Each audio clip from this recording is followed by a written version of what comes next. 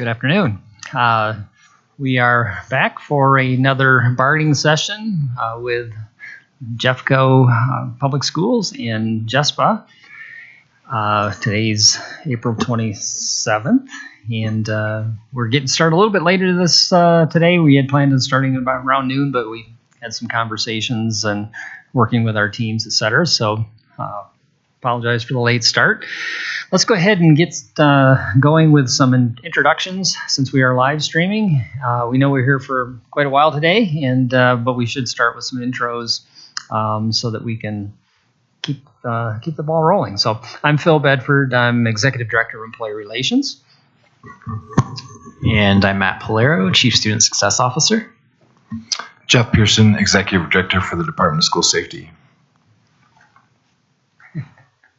Jennifer Munoz, Secretary, Jespa Vice President, and JCEA President. Sarah Smith, President of JCPK Preschool. John Duran, President of the Jefferson County Maintenance Association and electrician. Xander Kashub, Kitchen Manager and Jespa President. Vicki Flores, Jespa Staff. Darcy Hassler, paraprofessional, and I just want to give a shout out on Day Without Hate because it started internationally now known in the Stanley Lake Articulation area, which is where I am from. So nice job. Trevor Byrne, bus driver and President of JCEA. Jessica Goodkin, Director of Special Education. I'm Mark Strelo, Director of Custodial Services. Katie Jeter, Director of Resources for Food Service. Okay, thank you, everyone. I'm not sure if we have any additional agenda modifications. We did have a little conversation around reshaping some things a little bit earlier before we got started. Anything that you want to massage or change or edit? Think we're good? Okay. All right, so we thought we know and want to recognize that our last bargaining session ended with some animosity, some bad feelings. We realized that, and Matt and I thought we'd talk a couple minutes. Don't want to take too much time out of the session, but thought we'd open things up for some questions. Talk about a little bit of clarification.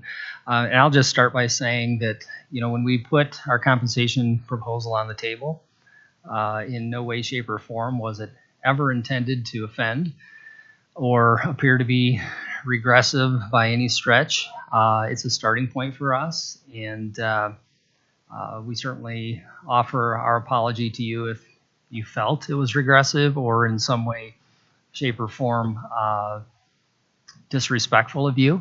That certainly was not our intent, knowing that, in negotiations we have to start somewhere, and we know that there's a lot of room to continue the conversation, and just want you to know that from some of the details, we're not going to continue to try to defend or anything of the kind with regards to why we made the proposal, but certainly want to acknowledge that our intent is not to create ill will, but to work from a starting point and moving forward. And I'll let Matt, if you have any additional words. No, I think you summarized it well, Phil. We just understand how you left feeling, and we don't want anyone to feel that way. And so we just wanted to make sure that you knew that that was not our intent, and we're sorry. Thank you. We sincerely appreciate that, and that means a lot. We don't really have any questions, or I think that's good. Thank you for saying that. Okay. So I think we're already down to number 4. We're making progress. Gotta look at it that way, right? So number 4 on the agenda would be Jespa's compensation proposal, and so we will turn it over to you.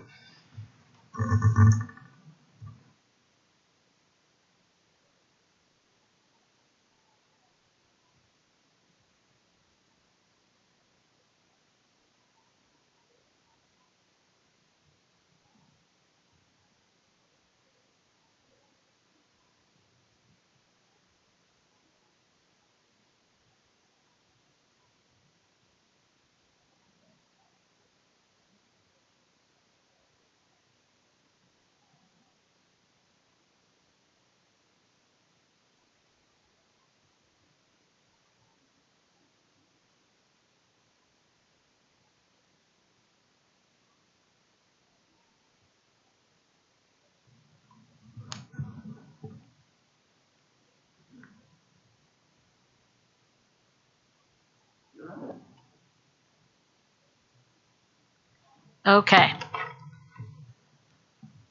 This is the Jespa counter to the district's financial proposal. I'll just walk through it. Actually, I should edit that. So number one, we changed your proposal. We took out the 4%, and we kept the dollar per cell as agreed to and already ratified by the Board of Education and Jespa. So $1 per cell plus step increase has already been agreed to. We added in our financial proposal for the COLA, which was $2 additional per cell. What was talked about last year would be ratified. It was maybe the first time we have ever done a multi-year agreement, but it was the additional dollar per hour, and if additional monies were available, then we'd bargain, and additional monies are available. We've had good news about the State of the School Finance Act and the state of school funding. We also passed the Healthy School Meals for All. We understand that there's an increase to special education funds, et cetera. And we believe that the district can get to a $20 minimum per hour and honor a significant $2 COLA to get our wages to be competitive where we're struggling the most, which is the bottom of the schedule. This would bring our wages from $18 to a $20 minimum. We also would like to see more significant coverage on health insurance. We saw the plans increase again. Premiums have gone up, and we have been trying to work with the district to figure out ways to approach this so that more and more money isn't coming out of employees' pockets every time the premiums go up. So we'd like to get to a percentage-based premium for the employer contribution. So our proposal included 100% employee-only coverage on all plans, and then 80% for the others, which would be family, spouse, or children. We struck through the language of additional $10 per month on that contribution, as that doesn't cover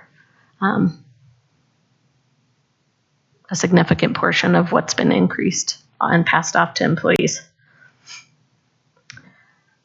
We have made a proposal in one of our language proposals that gets at how to do the market analysis. So we struck through all of this language here that gets at different types of increases based on job type, and believe we can do that through the contract language on market analysis that we've proposed changes to. We commented here, whoops.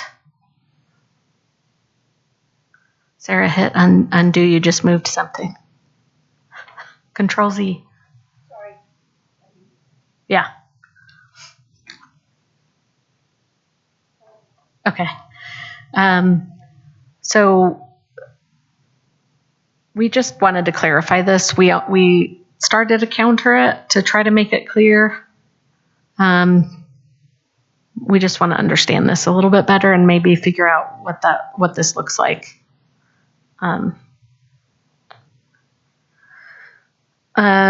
Your proposal captured holidays, the holiday pay, but it didn't capture Juneteenth, which was already added to the district's calendar. So holidays are subject to bargaining and have to be bargained. So unilaterally adding Juneteenth without bargaining, it has to come to the table. And I think we said this when we gave you our opening proposal. Juneteenth adds another holiday to year-round employees that work over the summer and doesn't do anything for our school-based folks that work on the school year calendar who have been fighting to get the same holidays during the school year, one of those being MLK Day, which they still do not have. So if you're talking about someone like Darcy, she's not going to get Juneteenth, which was given. And she also doesn't get MLK Day, which all those folks already get. So there's a huge inequity in our holiday system. So we would propose, with the addition of Juneteenth, if we're giving out some holidays, we would like MLK Day for all. We have a wage schedule that we will propose. This is the work that we had hoped to do in wage committee. We hoped we would get there mutually, but we brought a wage schedule, which closes all the longevity gaps, as was the work prescribed by the MOU. We would add 2 steps to the top. So if you're on step 21, you'd be step eligible. And standardizing all of the steps to be 4% between steps. I have a document which I will send to you that goes with this, but it's basically the wage schedule with the gaps closed, adding steps to the top.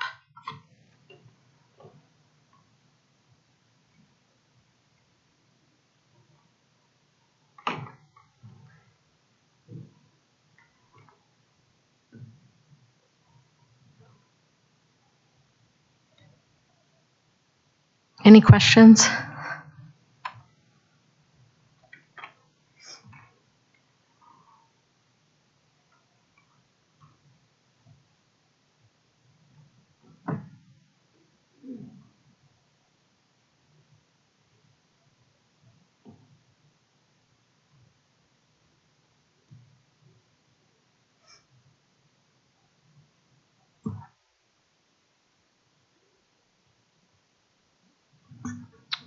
Regarding number 2, the $2 additional per cell, I see somewhat of a rationale attached to conversations from last year. Is there any additional reasoning, or could you walk me through the rationale for the $2 increase and how you expect it to address some of the needs and concerns that have been raised earlier on?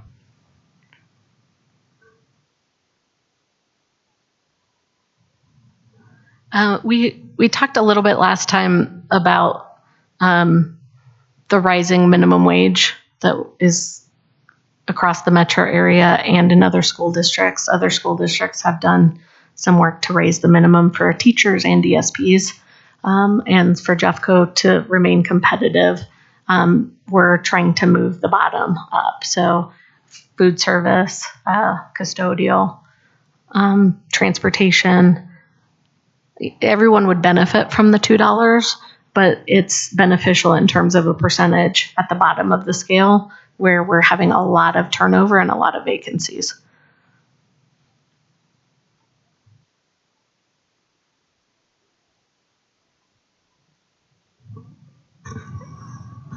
Make those positions more attractive. Okay. And I know last time you had mentioned in response to our proposal, despite these increases, have you seen where the increases have made a difference in vacancy rates? Do you have any data that you've compiled from districts where they've raised, say, the minimum or the bottom? And what kind of a difference or impact has that had? That's a really good question. I think that we've heard from our members that they're looking to go to those districts. But somehow, I think Denver just raised to 20 after being at the city's minimum wage at 15 just last year. So I'd be curious if we can gather data from them. But we hear, we go out, have one-on-ones, we do exit surveys, and it's either wages or I feel disrespected are the top 2 issues. So it's not just wages that keep people here, it's how we treat people.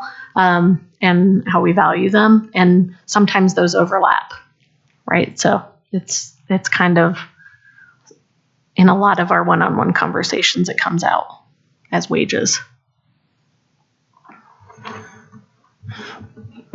Yeah, I can piggyback on that. A specific conversation I had a couple of days ago, the only reason someone stated that they would stick around as if they got more money. I mean, I couldn't move them any other way. And it was hard. It was a hard conversation to have because I don't have control over that, right? So at my preschool this year, we've lost 2 teachers out of 1 classroom. We're on the 3rd teacher for this room simply because they can't afford it to work there. So wages is the number 1 reason for our school. And we're losing 8 drivers out of North this year that are, I believe 3 or 4 of them are retiring, but I know 3 of them for a fact are leaving to go to other districts. They're paying more. So, and that's from personally speaking with them. So I know wages are a factor. I've also had some colleagues, I've also had some colleagues I work with who have talked about moving out of state and whatnot, who have decided to stay due to the raises last year and the upcoming dollar. And I think it's driving it. And I'm president at JSOP. 2 of the major groups that I represent are secretaries and paraeducators. I have several statements from several secretaries and paraeducators who all talked about pay. It's an issue, and those paras wanting to go to other districts as well. Thank you. Regarding the previous kind of market adjustment that we had proposed for kind of high vacancy, hard to fill positions, can you help me understand from your perspective or elaborate on kind of the inequity or division that you had described it creates? I'd like to understand that a little bit more. Well, since we represent so many different groups, the one that sticks out to me, and no disrespect, was for the campus supervisors. And just talking with the people, we've all recognized that we all find ourselves in a peculiar situation when it comes to safety. So the division ends up, we're just giving more money to other people in our same groups, where I think everybody's feeling like they'd rather see it spread out evenly. It's just taken away from the bottom line to send it in any specific direction. So can I ask, it sounds like you all represent most of the areas. Did you do that same input from the campus supervisor division around pay, et cetera, movement on other jobs, other areas? Well, I want to go back to Matt's question, but I also, we did hear from other folks in your department, why just campus supervisors? Why not us? So it starts to get into why not us? Why not us? That's kind of the narrative. But I'm not sure, Matt, I got to I understood your question for sure. Sure. I was just curious, let me ask this question differently. Are you opposed to the general idea of having that kind of proposal on the table? Or is it, to your point, you'd rather have that spread out? So if we were to reconsider that, are you saying that's not something that we would even agree to? What kind of proposal do you mean? Percentages or calling out certain jobs? The certain jobs, yeah, specifically. So we looked at, for example, paraeducators and ISPs, like an additional 4% on top of what was negotiated last year. So that general concept, I recognize the concerns that are raised among other groups of people in terms of why not me, but are you entirely opposed to that idea, or does that idea need fleshed out a little bit further? So we're not opposed to adjustments. And so you'll see was it the last proposal we passed, Article 6, where we tried to clean up the Article 6 language on audits and adjustments. And that has happened in the past. But it's always, so if there is a job that's considered out of market, when I remember were Braillists. Braillists were needing to get certain certifications, their job description was changing, and it wasn't competitive. And so we asked for an audit, and we got their pay grade was changed on their job description. And so we've kind of done them one-off as requested. But it hasn't been a very systematic approach, I don't think. It's when we can convince the district that it's needed. So this is the first year we've seen the district do some market analysis, and that's good. However, we need to make sure we have a process and understand, and that we're all on the same page about how to do that analysis. So if we see an analysis that says, well, you're in market for this job. Let's say we're in market for bus drivers, but we're just comparing to our surrounding districts who are all short, then we're not looking at the whole picture of what the market is if we're purely looking at pay. So that's kind of why we proposed changes to Article 6, so that we could look at those really high vacancy jobs and figure out why, and if it's an additional market adjustment to be competitive, let's look at it. But not giving any COLA at all, and just giving that to certain, like COLA is different. That's cost of living. It's for everybody. So it kind of looked to us that there was no COLA in your proposal, and that you only proposed to give COLA to certain job categories. So we'd rather see, and let me know if I'm not capturing this correctly, I think we'd rather see COLA applied to all.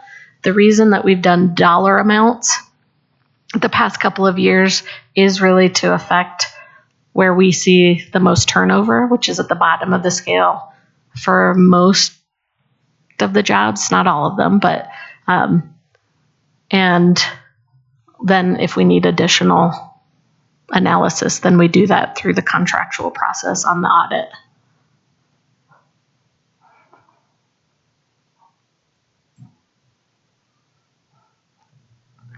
I had a really good question, but Vicki, you just answered it. Okay. So they're looking. I anticipated. Right. They're looking to me to say something here. Okay. I will say, and I think that we've talked about this, outside of this venue, that the COLA, the cost of living adjustment, seems to benefit the majority or the entirety of the membership, which I think is a really good target to be going for, because you want to benefit as many people as you can. I guess my clarification then would be that the proposal that you have here is wage negotiations, right, to get us to a point that is deemed better than competitive, or at least competitive at a minimum. And then as you just stated, that's the question that you answered for me. The comparisons, the market analysis would happen outside of this venue in accordance with contract language, but outside of the negotiations process. Is that fair? Or is that another facet to what we need to talk about? Generally, that is what's happened per the contract. But to do one-off updates to pay grades, et cetera. Usually it's regrading a job, as far as I understand, that you're changing the pay grade attached to a job description. But more systemic, rather than an individual job that's been, say I identified one and brought it forward. We're looking at something across the board that is systemic outside of this process. So to separate the two, we could get down to business on this for sure, mm-hmm. and then utilize contract language to understand where we're going from there.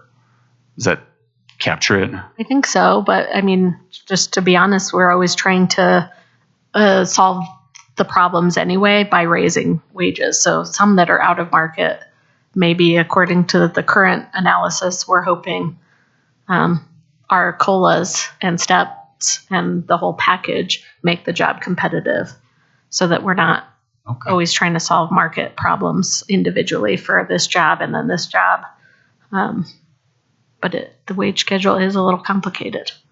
So we do have, in the conversation for Article 6, a part of that conversation is that mechanism that you just talked about. And certainly want to have some more conversation around that. The one thing that I have a question with, and when we put the information in our proposal concerning a new MOU, it really is, I guess I'm curious to know, because we wanted to specify the work within the current MOU. There's nothing wrong with the MOU that we currently have, other than it doesn't really dig deeper into the work that needs to be done. In our proposal with that revamping the MOU, new MOU, maybe it's an addendum to the MOU. We just wanted to try to see if we could clarify some of the specific work, so that and put some timelines to it. And I will be the first to admit that, yeah, we were way behind the 8 ball in this process this year, mainly because we were short-staffed and didn't have people in positions, et cetera, in HR to be able to do this work. And that's on us. But I hope that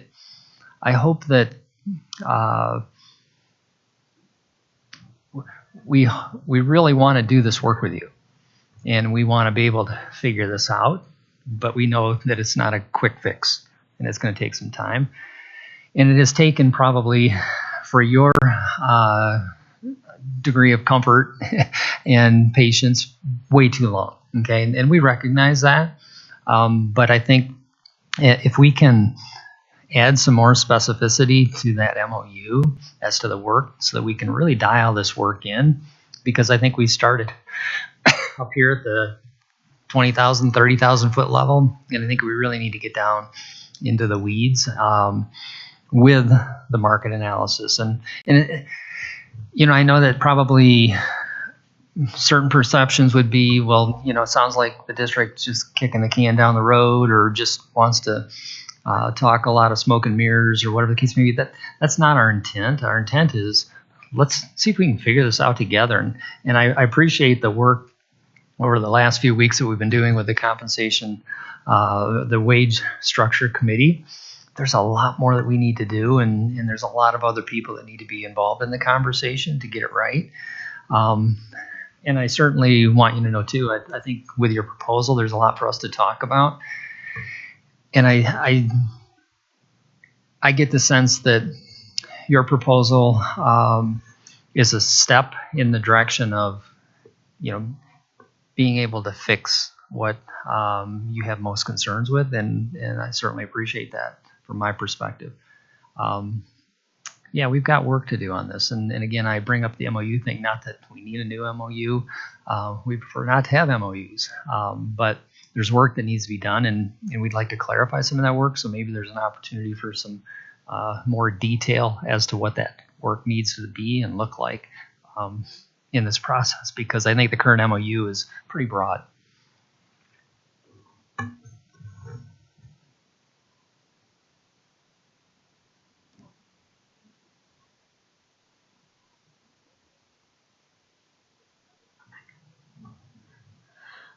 Okay, so thanks, Drew. I wanted to also just talk through what the wage schedule looks like, just in case you have questions that's described in the proposal. So basically what we did here, we closed the gaps in the schedule. This was a big priority for us last year, and that's why it was in the MOU as a huge priority. We want to keep those long-term employees here longer. So we also added steps. And so in this model, you wouldn't have any longevity gaps, and all steps would be standardized to 4% per step. So we just have to be intentional about how we set up the schedule to begin with as a first step to even doing market analysis. So Phil, you might be kind of referring to, do we need all these pay grades? Maybe not.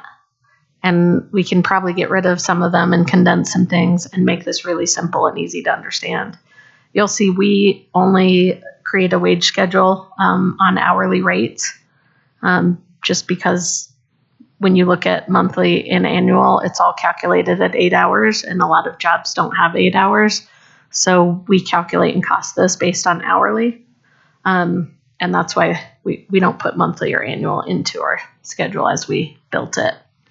This gets currently to the $20 minimum per hour. And we think is a more equitable way to kind of move people up, fill positions, and have kind of standard steps for each of the pay grades.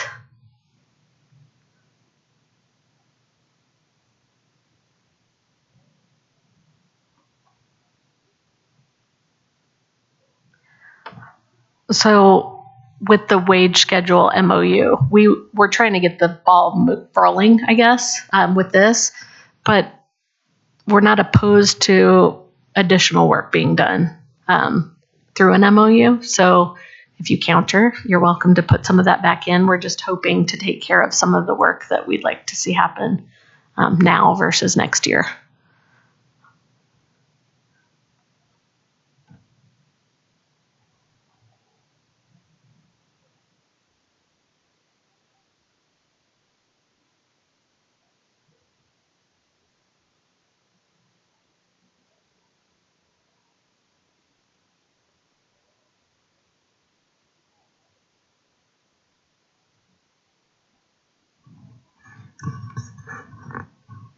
As we all stare into the Excel spreadsheet.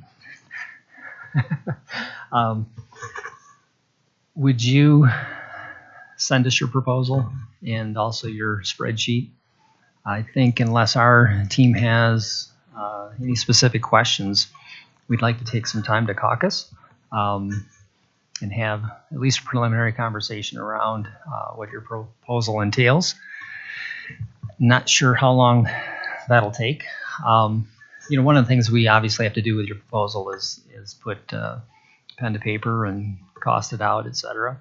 And it might take us a little bit of time. So not thinking that we'll have a clear-cut counter right away, but if we do have enough time in caucus, we can at least conceptually put some ideas together and return for a conversation. So any questions from our team's perspective? Anything else you'd like to add? Do you want to caucus now or before you give us your counter on Article 6? Or Caucus now? Yeah, I think we want to caucus at this point. okay, And I was going to say you could give us something to work on too, but that's Yeah. okay for now. well, and It knowing might what impact your counter. yeah, so. knowing what your comp proposal is, we may have to tweak our counter a little. So yeah. Okay, let's go ahead and we want to start with 30 minutes, and then if we need to extend, I'll text you if that's okay. And you have your caucus room, I think it's 423. Okay, all right.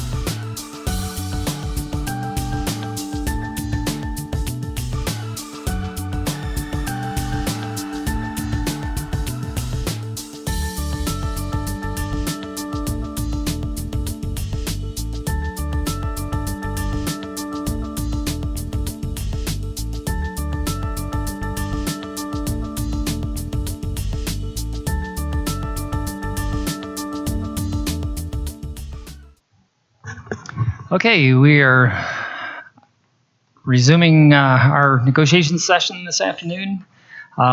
Thank you so much for giving us the time. I know we were gone for a little while and have had a lot to work on, contemplate, discuss, and this is needing a lot of time and attention on our part, obviously, and certainly appreciate your offer that you have presented today.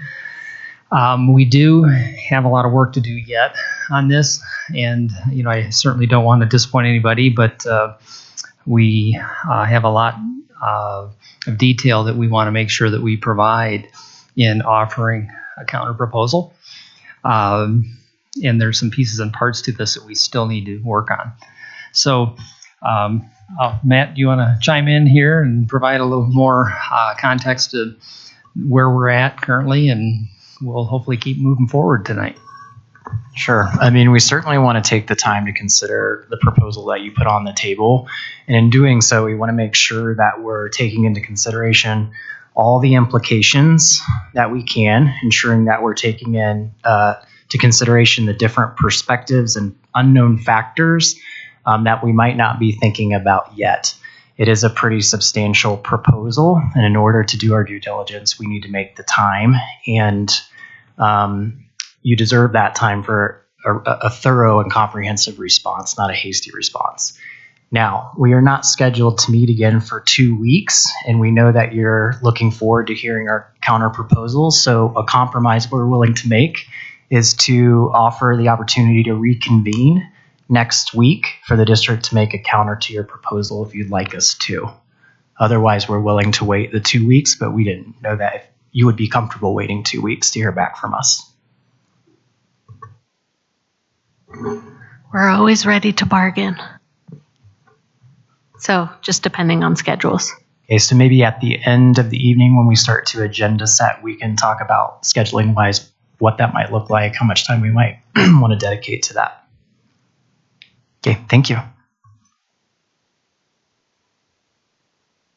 And as we have maybe breaks this evening, we might be able to talk in between with a dinner break at 5-ish, 5:30.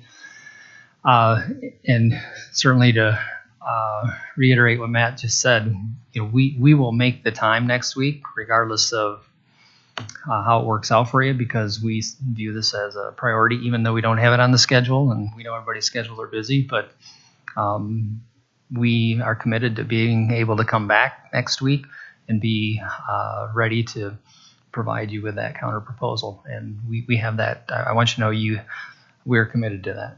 And knowing that everybody's schedules are busy, but we will make it work one way or another. Okay? I think, based upon our agenda this evening, are there any questions? I'm sorry, I don't want to cut anyone off. Any questions or anything you wanted to add to that?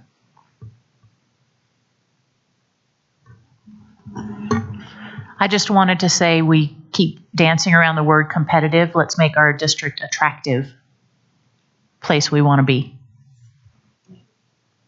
Very much so. Well, yeah, I think that sounds good to us. Let's just make sure we schedule that later. Excellent. Thank you. Okay, I think we are ready to talk about Article 6, and we have a counter proposal to that. And just for clarification, I know folks are probably wondering, well, weren't you just talking about compensation and Jespa's proposal? But for clarification for folks in our audience, this is the actual article that has some of the pieces and parts and detail to it that we talked about the last time. And so we are going to present a counter to Article 6. And I think Drew has it. Did we lose Drew? I think we lost Drew.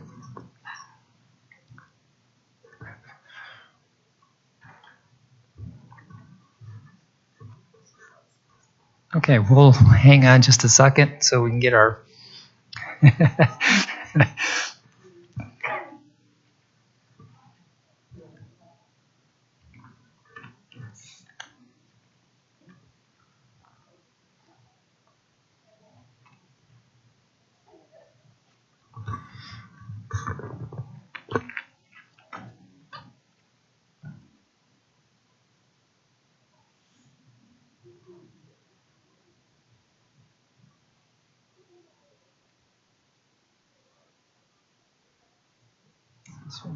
This one you sent me was Article 2. Okay. It says in the caption, Article 6 draft. One I got is 2.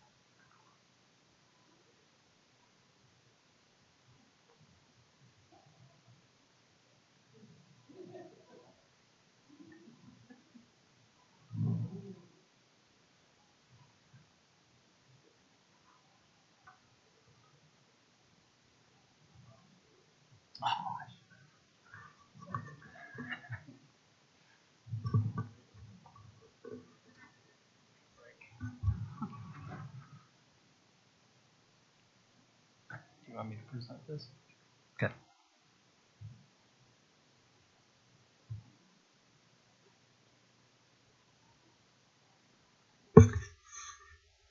Okay. So I think we are ready. Thanks, Drew. Appreciate that. So in Article 6, coming back to the table and talking about this, we know that in 611, there was definitely an interest in improving the ability to come in to the district as a new employee at a higher step. And so we put in some language to adjust that in allowing newly hired folks to come in as high as step 6 based upon qualifications and experience. And that's been the recommendation based upon the hiring manager in the process and going into human resources. And then in the past, we've also had the stipulation that if a person has unique experience, that they can go up a couple more steps. And we're proposing that hiring managers can go up to step 6, and then that should actually be step 8 for advanced experience qualifications that are directly relevant and provide added value to the position. So that should be incrementally adjusted. So I think we've got some confusion. Well, no, that's correct in the second sentence. I'm sorry, down below the last sentence where it's not to exceed step 8. So we're incrementally pushing that up with the idea that we know to be more competitive in the market, we can hire people into positions that, say, for example, we have an employee that's coming with comparable experience, qualifications, et cetera. Just makes us more competitive to be able to request from HR with that experience that they could potentially start at step 8 versus step 6 currently. Okay, so that incrementally moves it up without a major overhaul to the system in the process. And I know we talked about some of the leapfrogging issues. This at least identifies a small step in the process. Under 612, the change there that we thought had a little more of a positive context to it would be such employees will not be deemed to have experienced a break in continuous service versus suffering. We don't know if they're suffering. So we're just saying experienced a break, and that's to address that 36-month period of time. And moving right along, honoring your language or recommendation with regards to changing the word from salary to wage. We understand that. And then 614, looking at this language, we've gone back and forth when an employee is promoted to a higher classification that requires basically the same as what the old language was. We're saying materially similar skills and abilities, trying to dial that in a little bit. And likewise in 615, same terminology. And 616, in looking at this, employees will have the opportunity to negotiate more than one step increase based upon relevant previous experience that would be beneficial to their new position. And so that's that promotional pay increases. And then HR, in consultation with the hiring manager, administrator filling the position, will make that determination.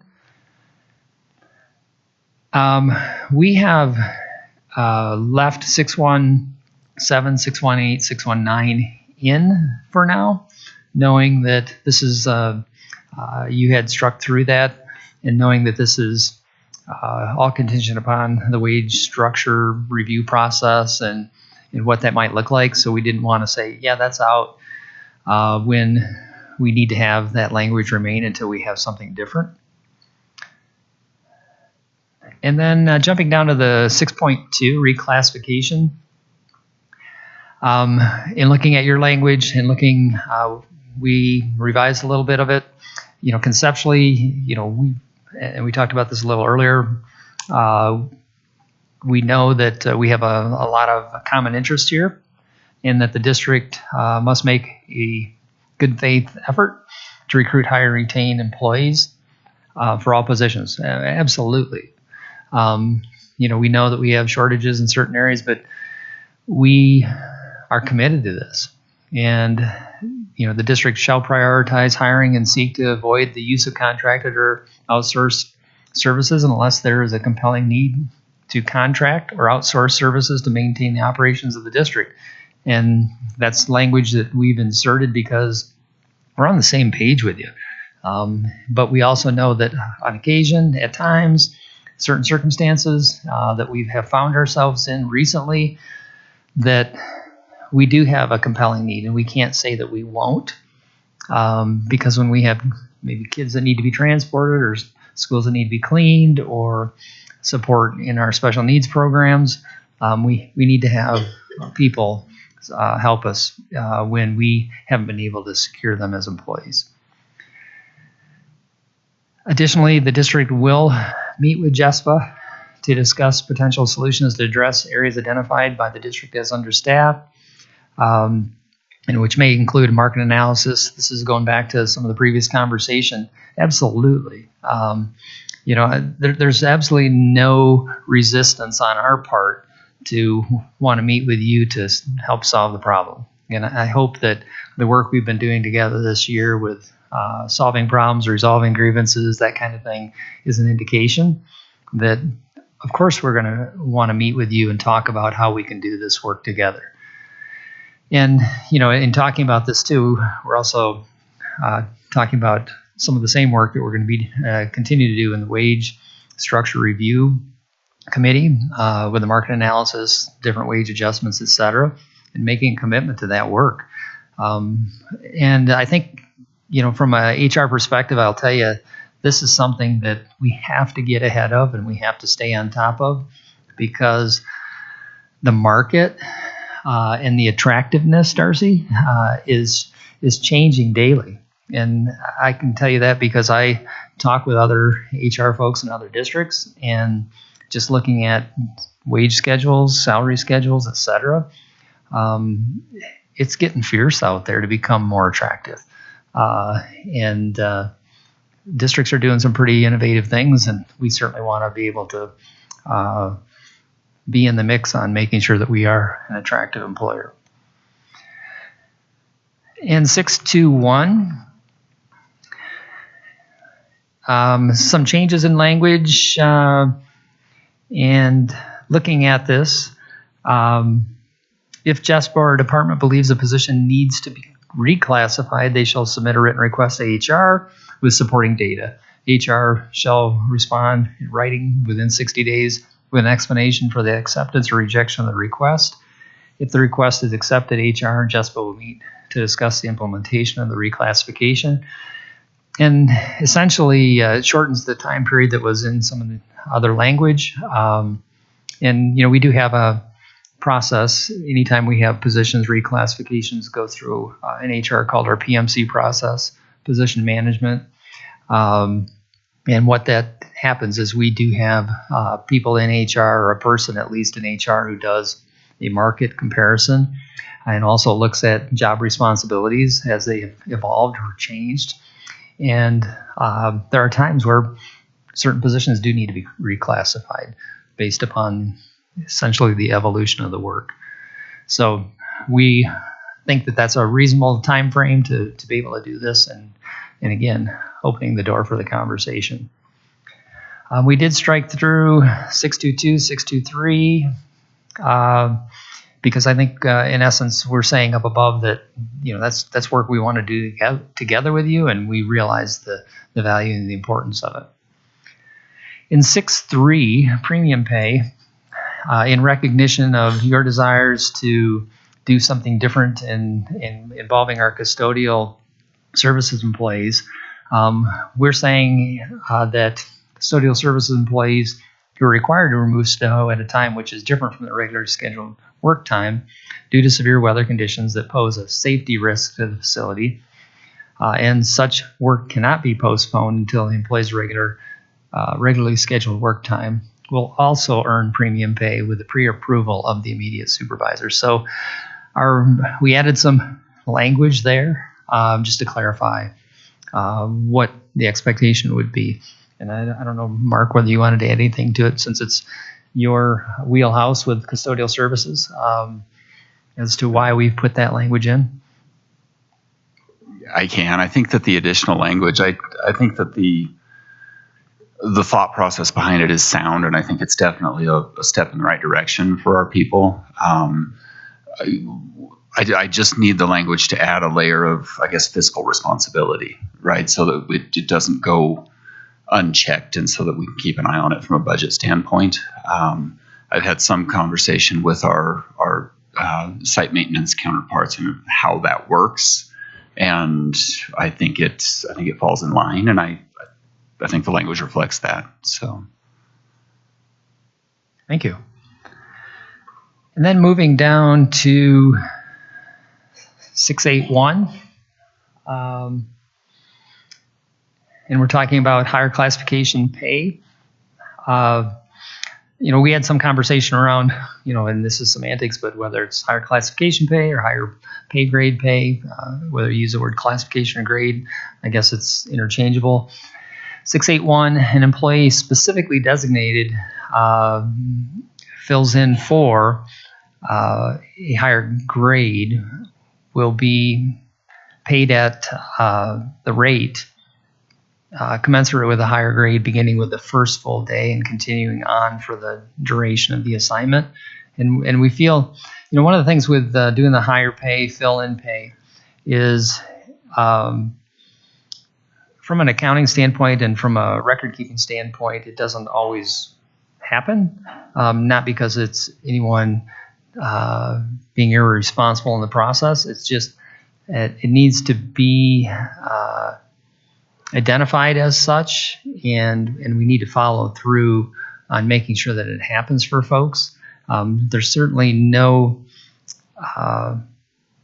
argument about people getting paid at a higher rate for fill-in pay as long as they're doing that work of that higher pay grade or commensurate with that higher pay grade. And that's essentially what we're wanting to get to. And, from a bookkeeping standpoint, a record-keeping standpoint, accountability standpoint, we think this language captures that and, would be helpful moving forward. And down at the bottom of the next page, the strike-throughs there are only not to be inflammatory by any stretch of the imagination. These are things that we are working towards, want to work towards, and working with you, and how that can happen. And I know we have talked about the bi-monthly, twice a month, whether it's bi-weekly, bi-monthly, which are actually two very different things. There is an interest in that, and I think we've expressed in the past that right now our current ESP system isn't capable, and so we're in the process of going out for RFPs for a new system, which is going to take some time, and it's not just a flip of the switch. It's a pretty big overhaul. And then 1613-2, we do have the language that was presented before, and we are working on defining what that looks like. And part of our conversation a little bit earlier when we were in caucus addresses that. So I think once we have that language pretty much crafted, and we know that it's doable, and because we've done it before, we've had kind of a experimental time where we did have what we would call advanced pay or early pay for employees, rather than having to wait 6-7 weeks to get their first paycheck when they come to Jeffco.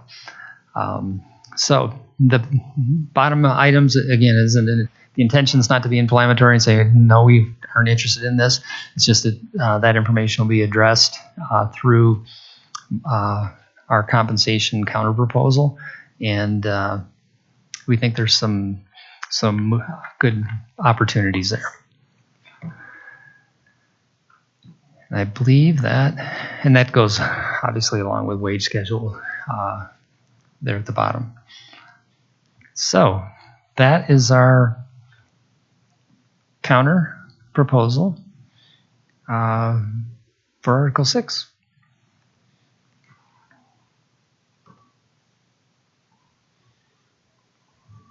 I know it'd take a few minutes to digest, and if you have any questions, certainly we're more than happy to. Okay, I have one question, and then Xander has a question. Somebody else might. Mark, for the immediate supervisor, who would that be in that article? If it's a custodian, do you mean FM or do you mean a supervisor in your office? Are you talking about higher classification pay? That would be somebody from our office. No. I think it's in 6 premium pay. Oh, okay. The answer is the same for both. That would be someone in our office, a facilitator, field coordinator. The hope is, if we're getting down to the details, that's something that could be facilitated by the facility manager, and just to make a quick phone call, have the conversation, and then put in place by either a field coordinator or a facilitator in our office.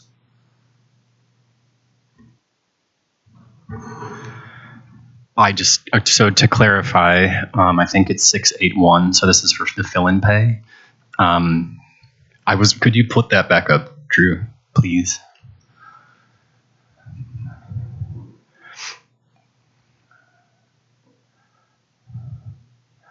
Thank you.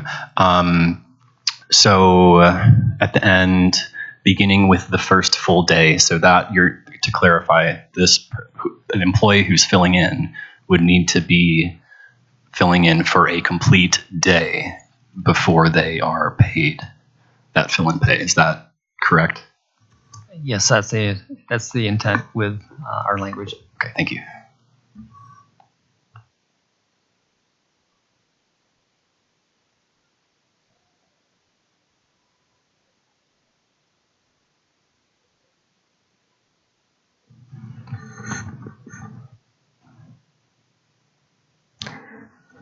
I think I have a question for you again, Mark, just because I'm thinking of a custodial example here for 6-8. So if an FM is out and a custodian gets called in to cover that day, would that be covered under this article? It would, yes.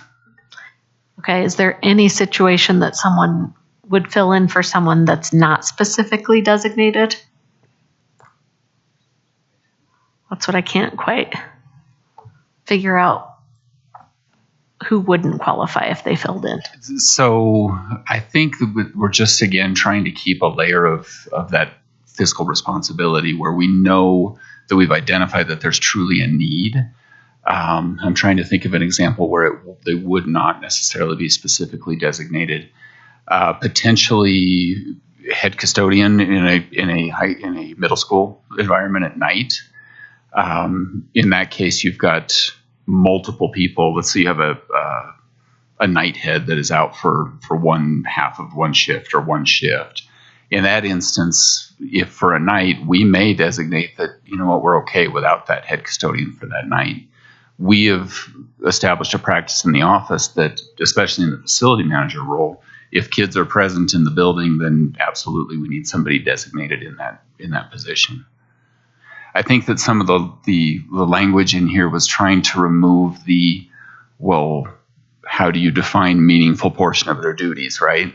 And so we're trying to simplify it that if we've asked you to do this, we're going to pay you for it, whether you actually have to perform the duties or not. There was an expectation, and I think that goes back to something John had said in a previous meeting, that there's an expectation you may need to do this. And so we want to simplify that to say, yes, we've officially put you in that role, so we're going to pay you for that role. So does that answer the question? But only triggered by an 8-hour shift, correct? Currently, yes, that's how we have it laid out in the language. Or let me clarify that, completion of their shift. Not all employees work an 8-hour shift. So if the employee's day is 4 hours, well, then that's 4 hours. If it was a 6-hour shift, depending on the work group, it would be a completion of their shift, whatever that may be.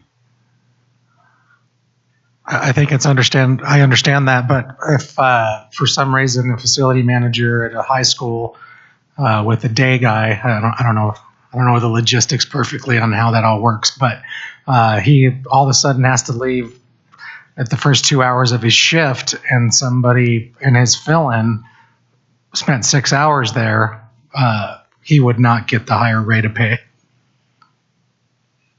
The way it's laid out currently, yes.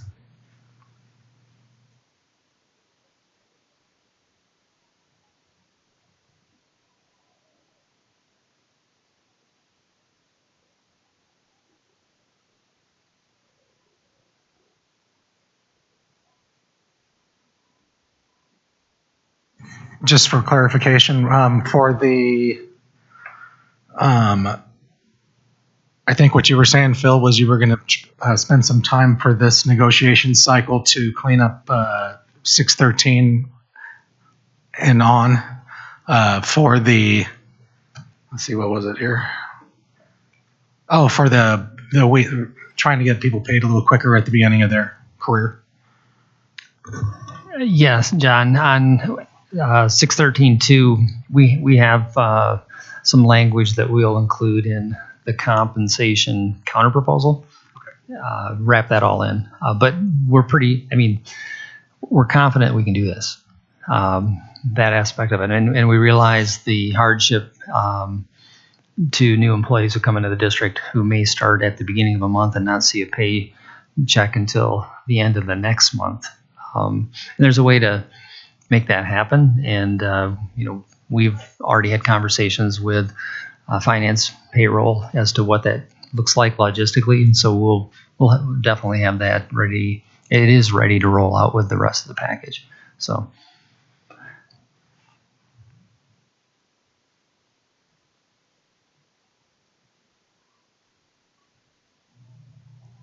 I have a quick question about the reclassification of jobs. It said on there 60 days to review. Is that 60 days to review and implement, or is that just to review and then another timeline starts to implement?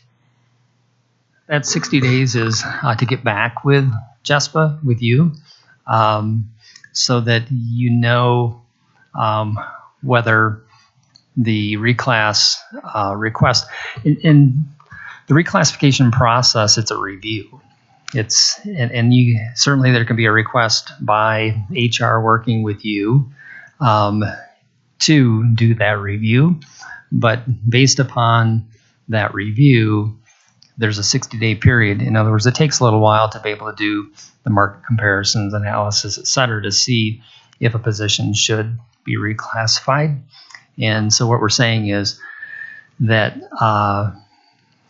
we're willing to work within a 60-day period to be able to provide that explanation, whether it's accepted or not. I mean, we may think and each of us have opinions about, I think John's position needs to be reclassified at three steps higher or 3 grades higher.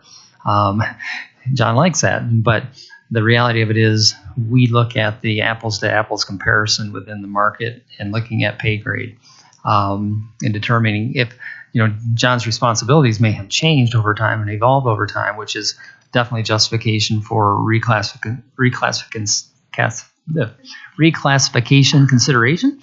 Say that more than once.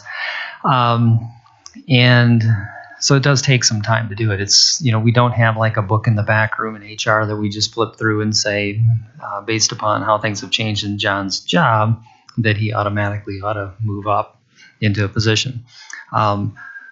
We don't do this, but there's always the danger too that as a position has evolved that it could get reclassified at a lower grade, but we've not done that. And I don't think there's any history of that, and we certainly don't recommend that. And that's not to say there's a danger in the process or making the request. Typically, when we have a conversation, there's definitely evidence and legitimate reason to look at a position and say, yeah, this one seems like it's way out of whack, and we need to do a review. But it does take some time. It's like I said, it's not a automated process. It's a very manual process in looking at that reclassification.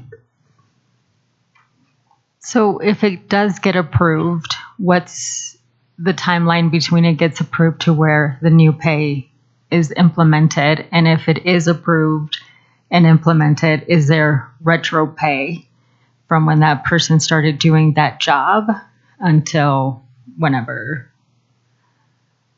We're not saying there's retro pay. What we're saying is that in this process of identifying that maybe that job has evolved and needs to be reclassified, that if that recommendation is accepted, that we will work with you to discuss the implementation of that reclassification.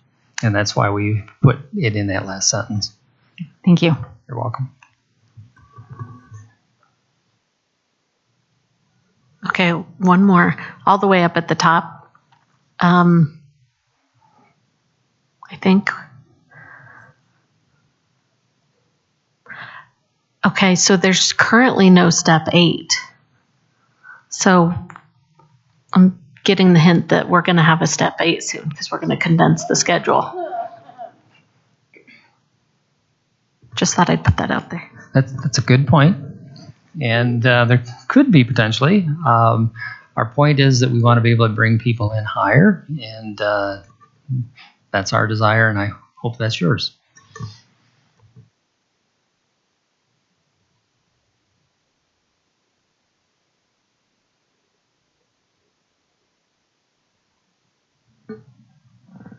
We may have more questions after a caucus and after reviewing. Is there anything else we can jump to before we take a caucus? Or do we want to caucus and go straight through dinner so that we can also do Article 4 work?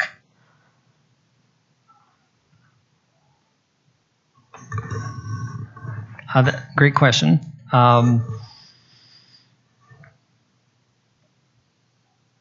Yeah, I think obviously on the agenda, we're looking at a conversation around moving forward with item number 6. And I know we talked earlier, so we've had some back and forth, and I know there's been some confusion around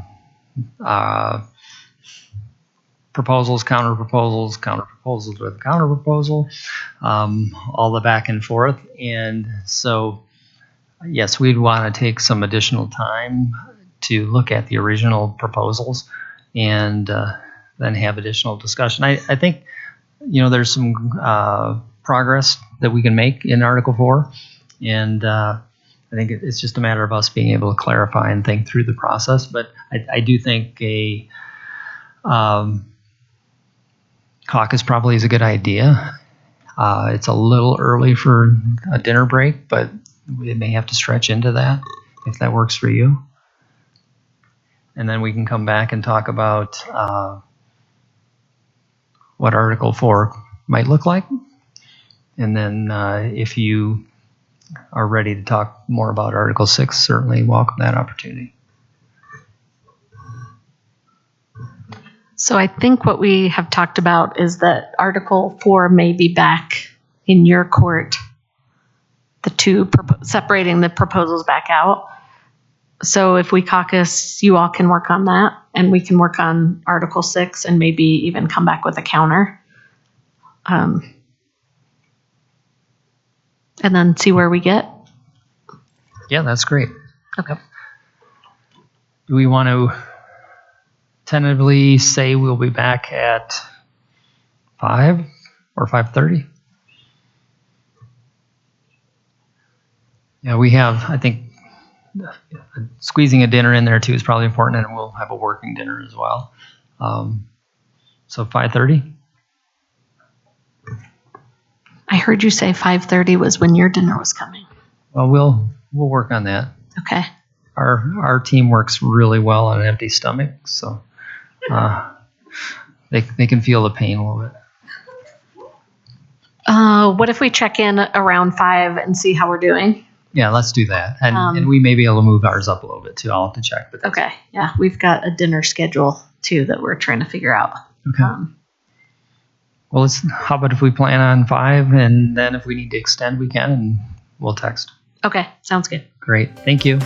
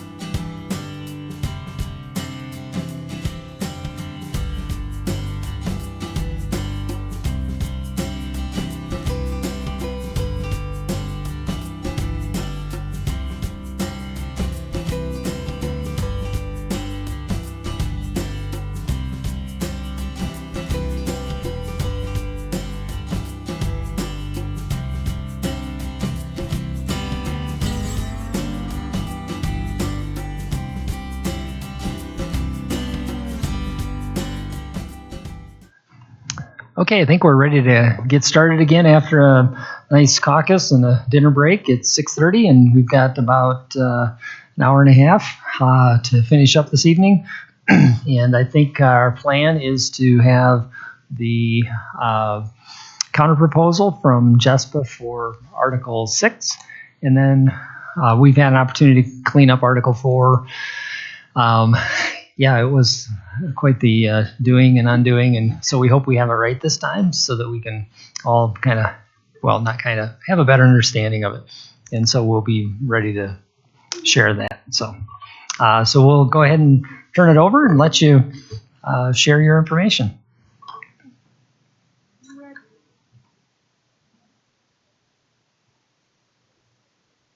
All right, while we're bringing it up, on 6.1-1, we need more discussion before accepting your changes. Obviously, this ties into some of the Step 6, Step 8 issues.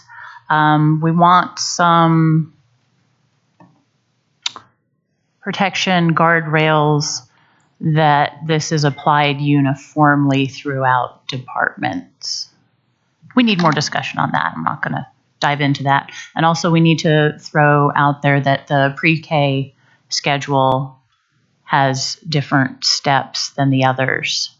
So we need to bring that to the attention, again, that we need more discussion around this part. But in theory, we will continue. 6-1-2, suffered instead of experienced, is acceptable to us. Moving down to additionally materially similar versus materially different, those changes that you made instead of substantially, we can live with as well. Relevant, previous experience. Again, going down to 6-2,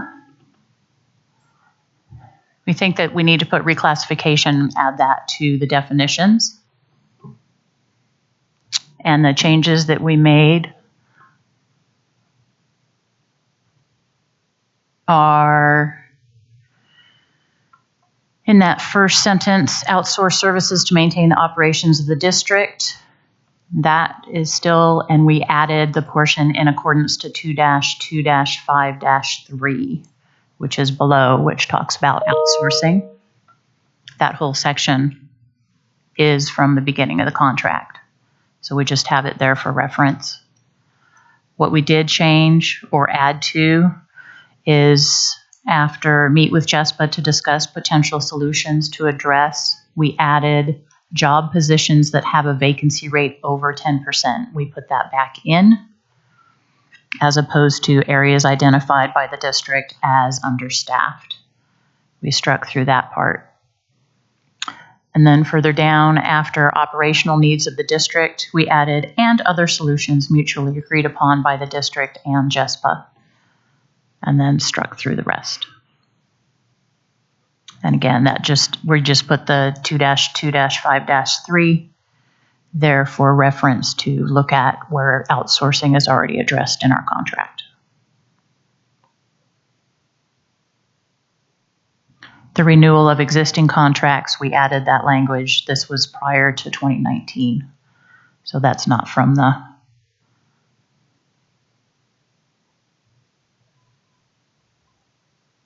And then scrolling down, just a clarifying question on the premium pay in 6-3. We change safety risk to the facility to change safety risk at the facility, because I don't think the facility is to and wanted to clarify that $16.50 per hour is the premium pay. So we just added that little bit of language around premium pay, $16.50 per hour.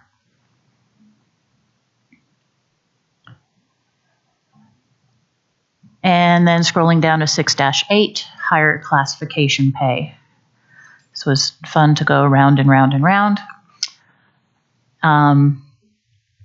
We can be in agreement with the first full day and continuing on for the duration of the assignment, which you proposed, and changing fills in for to specifically designated. We had some questions about that. Who designates it? Is it going to be a manager up at the supervisory level? Not that we just need some clarification on that, which is why we just put in who works in a higher classification will be paid at the rate commensurate with the higher grade, beginning with the first full day and continuing with your language there. But we are open to discussion on that. We just need, like I said, a clarification on who specifically designates, which is why we just changed who works in that for more than a day. For a day or more. Let me rephrase, a day or more. I'm going to trip myself up today.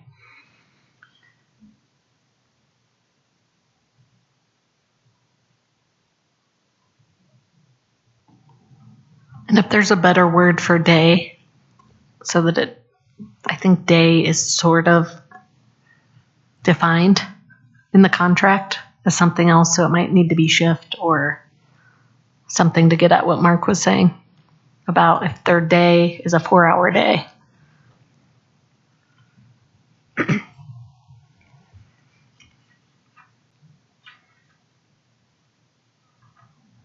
And sorry, it's all showing red and another shade of red. So it's really hard to see on the screen what the changes are. Mine's lavender, hers is green. It's delightful.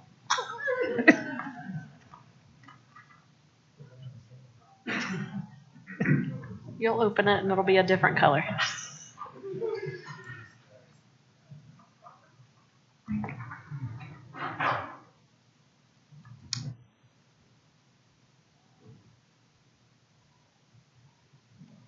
Do you want to go back up and discuss 6-1-1 or do some wage schedule before that? Because it all kind of ties a little together.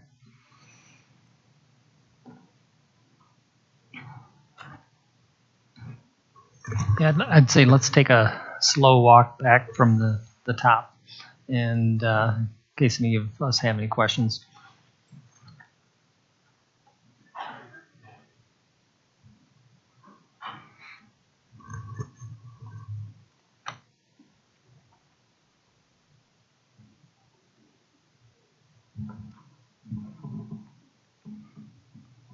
So yeah, we didn't make any changes to 6-1-1.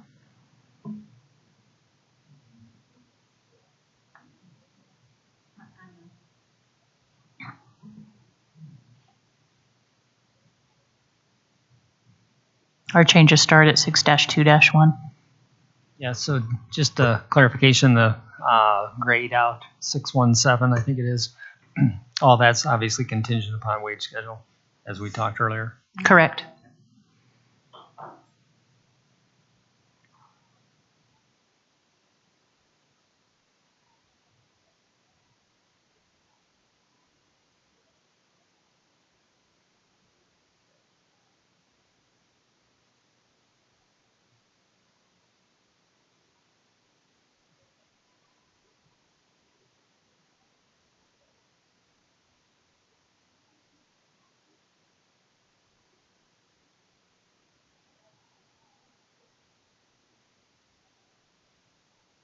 I have a question about, oh, sorry, go ahead. Sorry, the underlined portions are the other red are the changes that we made, is what I see. Okay.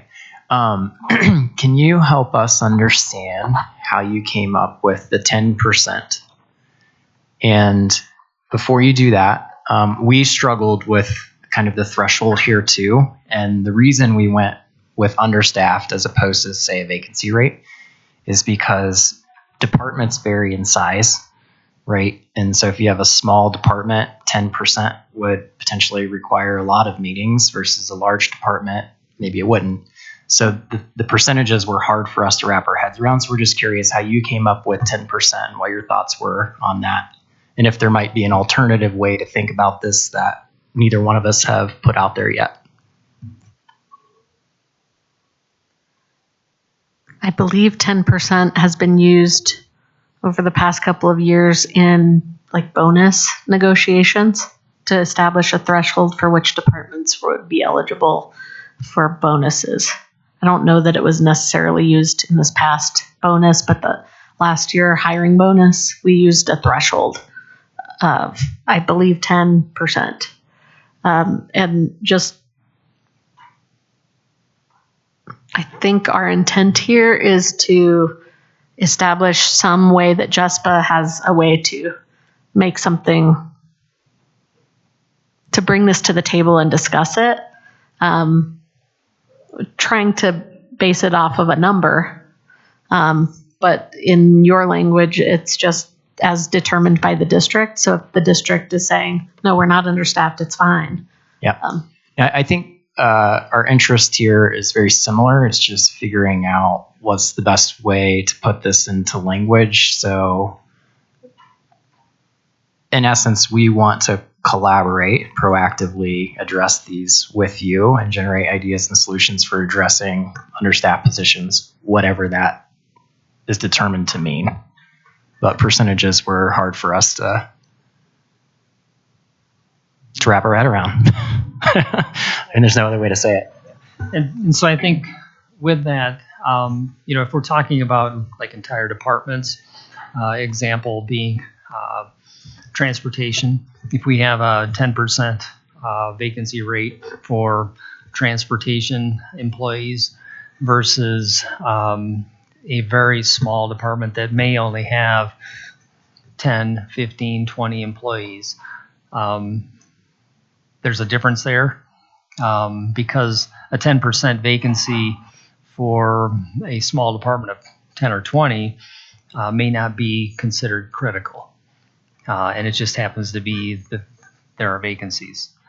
Whereas a 10% with 300 drivers means we need 30 drivers or more, right?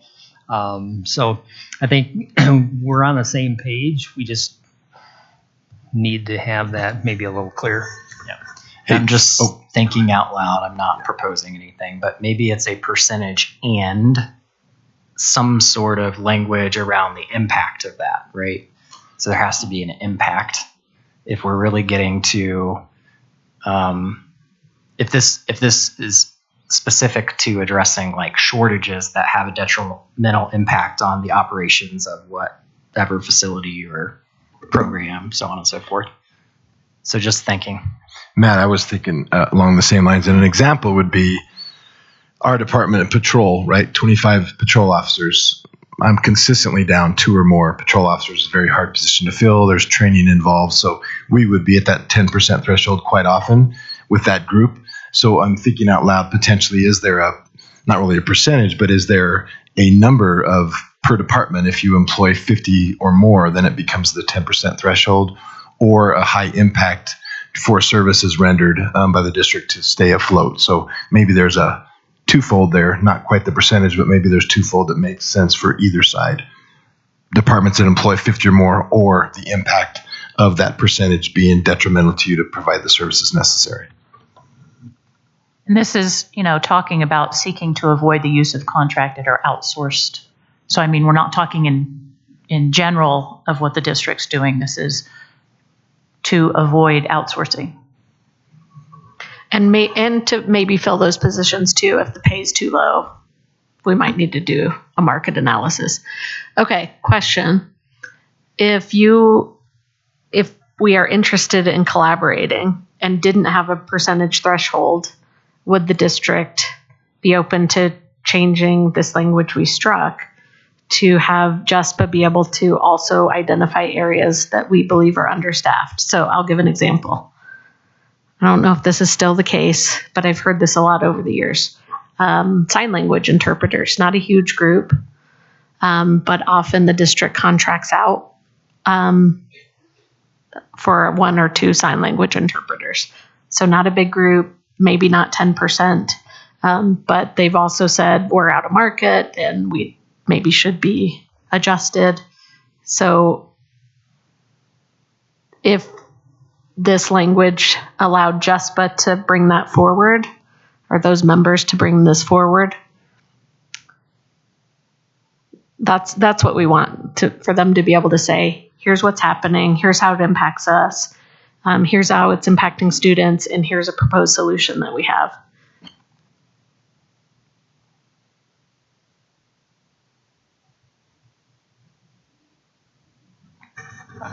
I think we're always interested in proposed solutions, so I don't think we want to limit ourselves. So, yeah, we want to have the conversation.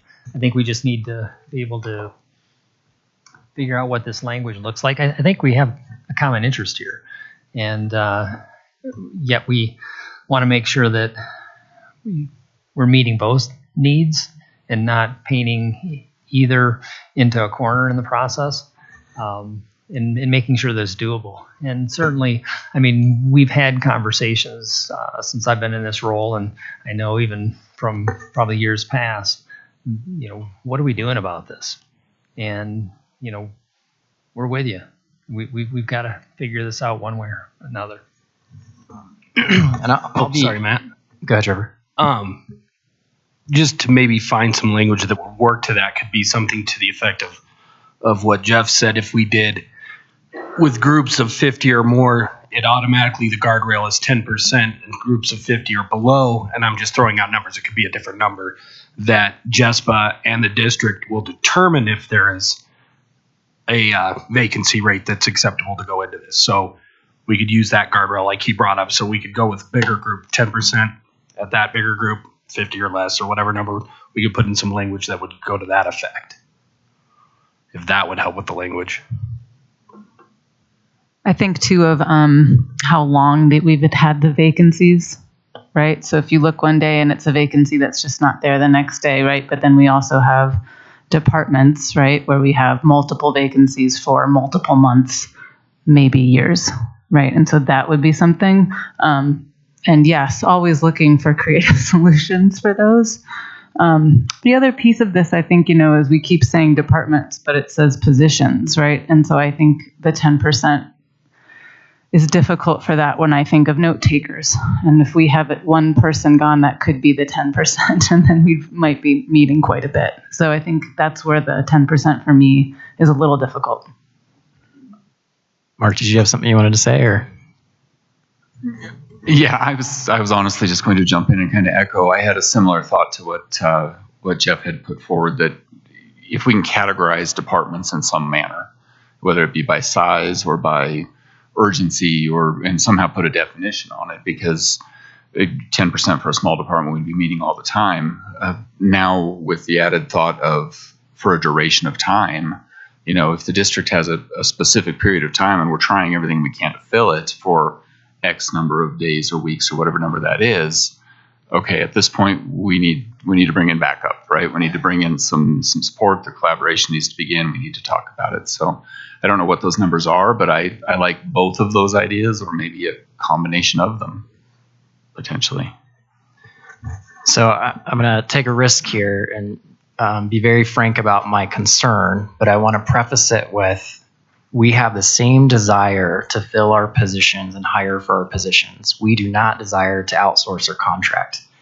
With that said, my concern about the general language around needing to talk through potential solutions for some short staff or understaffed positions is we don't, to the extent that's practical, want to disrupt services. So what I mean by that is I think about, say, special education. If we have a need that's been identified in a student's IEP, I don't want this process to delay a student getting what they need. And sometimes in the short term, we fill that need through a contracted service with the intention of replacing that service with a person we hire as soon as possible. That doesn't always play out that way. That's the reality. So that's my concern about the language, but we want to get there with you on this particular article. So I think we might need a little bit more time to process, but I recognize and acknowledge kind of the parameters you want to put in place and the intention behind working together to address and proactively prevent some of these staffing issues that we currently have, if that makes sense.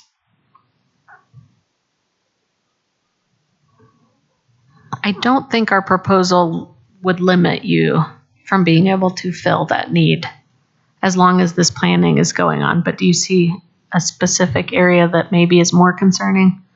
Well, I'm just thinking like mutually agreed upon. So like if we hypothetically come together and I say, I need to contract this position and we disagree, then what? Because in my mind and your minds too, we want to address that need as quickly as possible, but we may not see eye to eye in terms of how do we do that.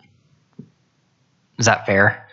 So, I mean, I just need some time to process with our team and talk through how could we get to where we're both trying to get without there being any unintended consequences that maybe we're not thinking through all the way yet. Right. Like, so you have paraeducators now that are outsourced that are filling a need. I don't think we would be saying here that, oh, this language means you can't do that and meet with us and we're not going to let you do that. Our interest really is how do we have a plan to make sure that we're putting an end to that as soon as possible. I don't disagree, but I interpreted this language differently than you and I, and this language should not result in that, right? When you and I are not at this table and someone is reading this language, we're not going to be here to speak for them, so we want to make sure that that's clear, that there won't be that unintended consequence. So maybe it's something around collaboratively discuss outcomes without impeding services rendered to meet the needs of our students.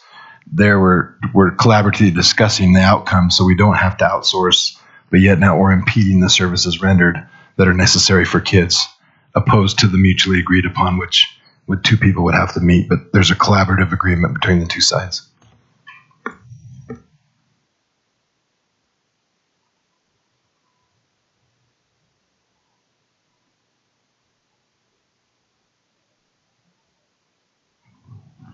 Maybe we'll move on to 6.2.1.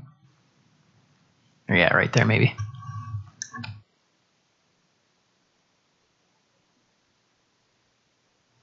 I don't think we changed anything here, right, Darcy? No changes.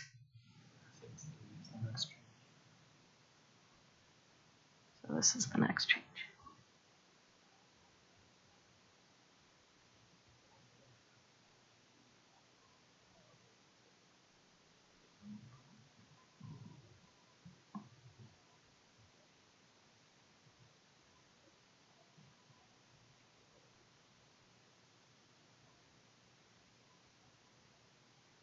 And again, here it's only 4 words that changed in 6-3. We changed the word to in front of to the facility to at. We inserted $16.50 between earn and premium pay, and per hour after premium pay. Those are the only 4. Yeah, we're comfortable with that.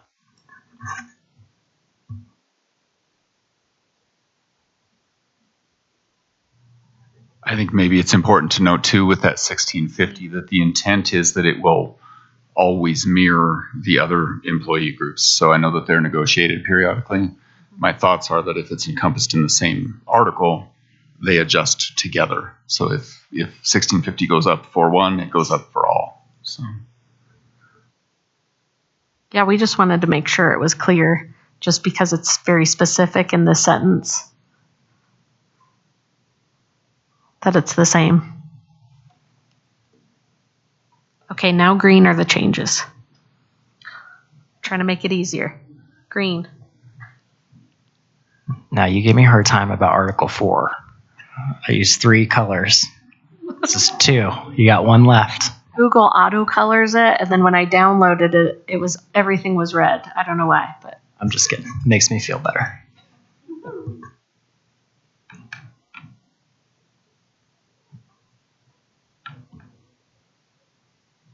okay. Is there anything else? This one.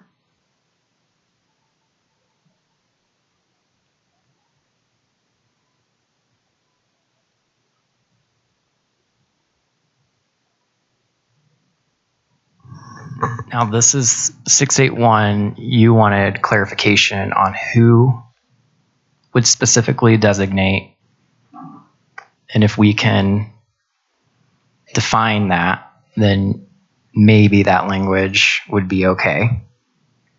Is that what I understood correctly? We have a lot to say about this. So you might hear a lot of examples, but yes, like there's so many situations where if food service, who would specifically designate? And if it always is Katie, then a lot of people are going to be filling in because they have to, because somebody's out and they're just jumping in. And are they going to get paid if Katie didn't say they could? You know what I mean? So can their kitchen manager designate the hourly, like I'm out today, I need you to fill in for me? So I think it gets a little bit complicated when we try to identify who specifically, because all of our departments work so differently. And I think in talking about this, food service, a lot of our kitchens are 2-person kitchens. And so when the manager is out, the person who steps into that role is the obvious choice. But for the most part, the supervisor is the one who would be designating in food service, designating that role. Whereas I'm looking at Jessica for affirmation. So in a paraprofessional situation where they're working as a paraeducator for the day, that would be the principal. So there's a lot of potential scenarios here, which is clear why you're asking how that's decided and who decides. Okay. Xander, did you have any comments on? Probably. So yeah, we were talking about this for a majority of our time just now, and we were going all over the place, and so a lot of what we were talking about were situations in which people are expected or required to fill in or to work these higher classification, higher graded jobs, but don't actually get the communication directly that that's an expectation. It can be just an expectation of the worker to do that. And so we thought, yes, we want a clarification on who designates, but we felt that just saying an employee who works in a higher classification really just gets past that issue of who is telling you to do that job. And we were looking at job descriptions. We were kind of going all over the place to try and figure out how we can make this the best we could. And this is kind of just what we settled on, and kind of just gets to the point of what we're trying to say. Yeah, and I think, from a fiscal responsibility lens, thinking through how this reads to me, an employee who works in, right? There's no clear language that specifies how that became to be, right? Like, is it the employee just stepping up and filling in, or is the employee being designated to fill in, which is why we had the designation language in there. I think our assumption would be that it was the employee's direct supervisor or the supervisor on site who would have the authority to make those decisions. So we might have some more tweaking here too, but I think we understand what we want to get to, and ensuring that people are paid at the appropriate rate for taking on responsibilities that are at a higher grade of pay, right? Okay. Right. We looked at it from the viewpoint of they were put into the position where they were in a situation that's a job they couldn't walk away from, that it was an essential duty that had to be completed.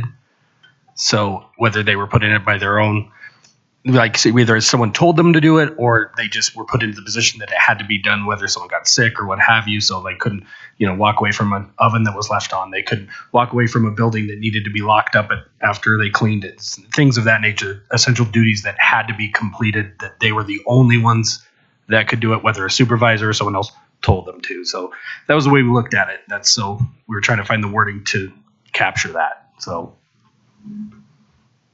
And I think a big part of this that struck me was that it said the full day.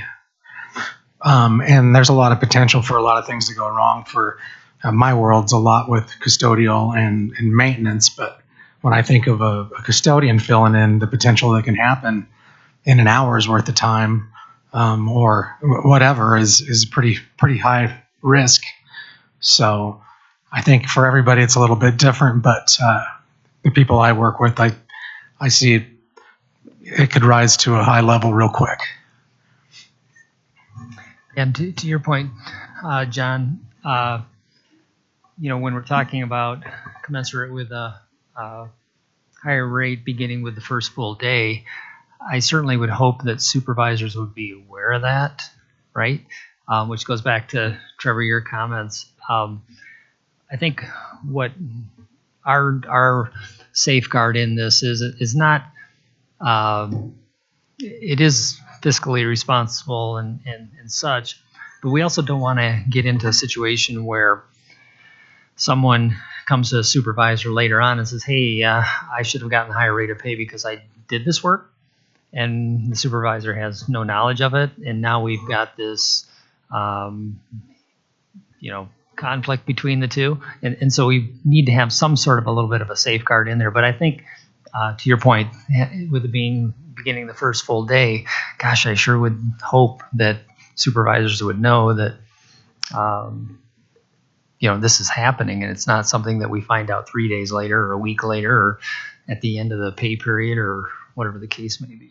So at the first full day piece helps significantly, but I think there may be opportunity for some misinterpretation in there that we can clarify. But I think we have a common interest. And again, we're going on the last word in the sentence for the duration of the assignment. So it is assigned.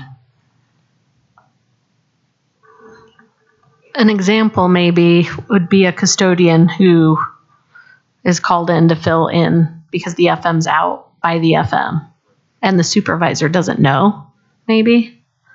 Is that ever? I feel like that's happened. If a facility manager is out and we don't know, we have a problem. First of all, there's a school that needs help. And in all honesty, in that particular instance, if facility managers typically start at 6 o'clock in the morning, if we get notification at 6:05 and we have to call a custodian in from home and they don't get there until 10, well, of course, even it's not a full day, but in the real world, we're going to pay that custodian a higher classification pay every time. And so I think what we're trying to get to is a consistent trigger that we can all agree to, and that we can do the same every single time, whatever that may be. And if I'm being honest, the full day language is less important to me as an individual than the specifically designated, because we need to know up front that this is happening, and maybe it's a communicated, previously communicated, or there needs to be some level of understanding prior to the work being done and the money being owed. Does that make sense? Yes. Okay. Yeah, I'm just thinking of a situation that I heard about just recently where a facility manager called in the custodian to cover. And I don't know if the department was aware, but it seemed just an expectation, come in, cover for me. And I don't think that person was getting the higher pay. So I think what we're trying to get at here is, in the absence of supervisor communication, which happens in certain departments, it depends on the supervisor. Some aren't being responsive, and the workers are just stepping up to do the work they know needs to get done. And so, yeah, they didn't designate it, but they were maybe not communicating either. And if the worker did it, they should get paid for it, So that's kind of our interest. And the other thing too, I understand you want that stability or that process in place for this, but I think we also need to keep in mind that we're not a one-size-fits-all district, and all of our schools are different. The needs are different. The student needs are different. Everything is different in every single one of our buildings. We have paraprofessionals who have to step in as paraeducation, take on more students, and you just got to do it. And these are the employees that are stepping in and doing these jobs. And Every time I talk to more and more parapros doing para ed positions, and again, we're not a one size fits all district. I think though, this conversation speaks to that because like we had just talked, I think there's some muddiness. And I think the process, even though we're big and not a one size fits all, there is a process that should go along with that so that if somebody is stepping up for that day to do a different, more difficult line of work that's at a higher rate of pay, then they should get that. And when I'm hearing everybody is there seems to be miscommunication. And my hope is that this would help that process to really be more clear so that the para knows what to say in that situation, right? The principal also knows how to dress and stuff like that.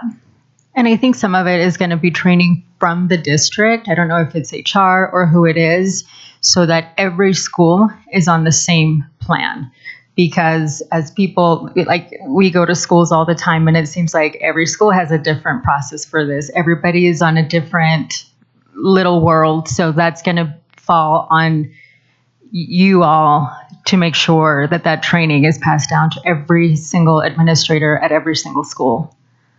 Yeah, I think what we've identified here are some potential systems gaps, right? And a need to kind of calibrate the system to make sure that we're aligned to the contract, because that is what it is. So it sounds like we have some work to do on this language, but we have the same understanding of we recognize what each other's needs are. So I think we'll put our heads together and talk through how do we address the need that you brought up, Trevor, and the needs that we have in terms of just making sure there are some parameters in place for how this is applied, I guess.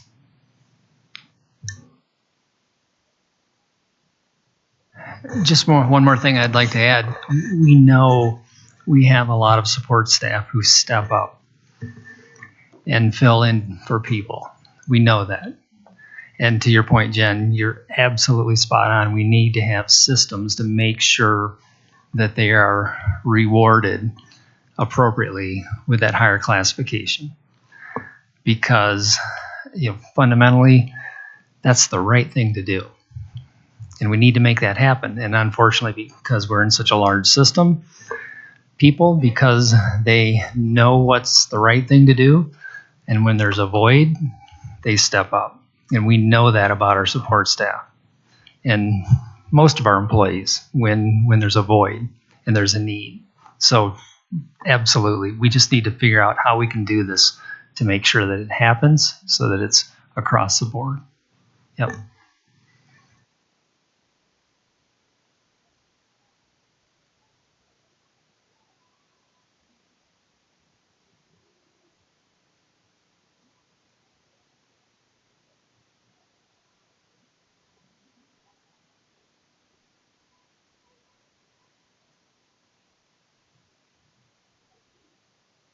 Yeah, and thank you for that conversation. I think we're making some headway, and I think we're getting closer. So, yeah. So now I think we want to transition Drew over to our next article that I sent your way, Article 4. And since I don't think the cord's long enough, we'll let you be the driver. Oh, look at Vicky. You've got it on reel that. We could try.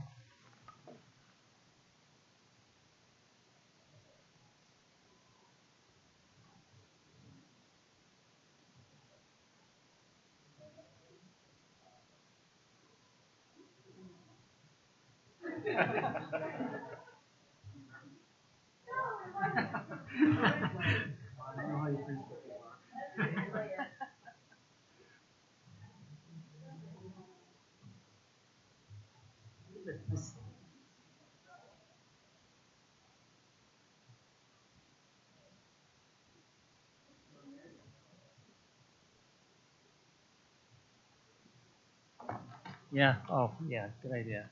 You don't want to read my emails. No, you really don't.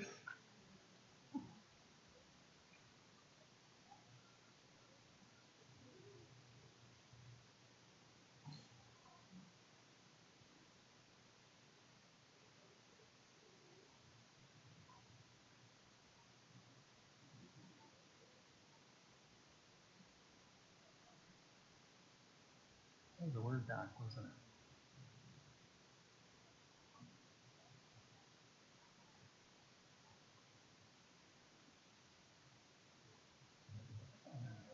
District Charlie.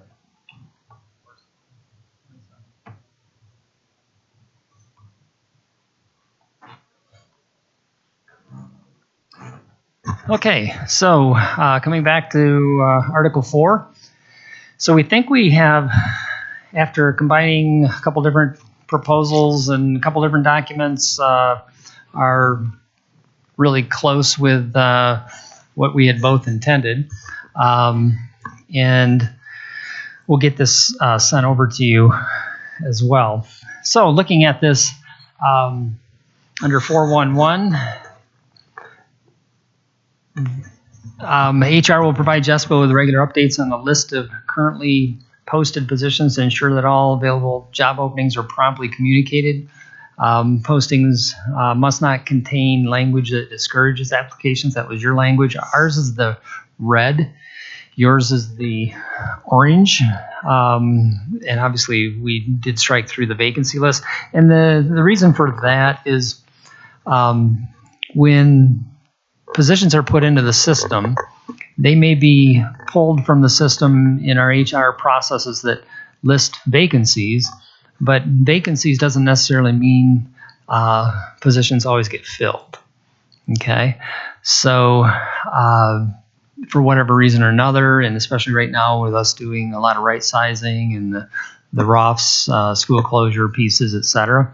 But having said that, we can provide regular updates that show the currently posted positions, but I also want to throw the caveat in too that we also know that our postings change like every 5 minutes throughout the course of a day, because postings go up and are put on the job board by every department, every school, everybody who's hiring. They're not done centrally through HR, although HR monitors and can put restrictions on postings and can freeze postings, that kind of thing.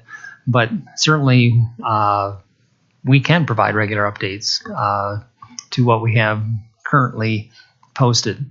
But I will tell you this, by the time we create a separate document or that posting list, you might find that you can go right to the job board and all of a sudden there's something different, because that's how quickly things can change, knowing that throughout the course of a year we have a revolution, whatever you might want to call it, of about 1,100 positions every year.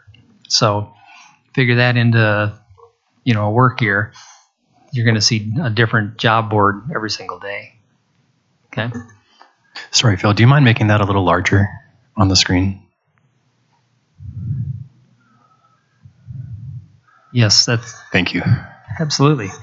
I thought I was the only one that needed to have it larger, so thank you. That makes me feel a little bit better.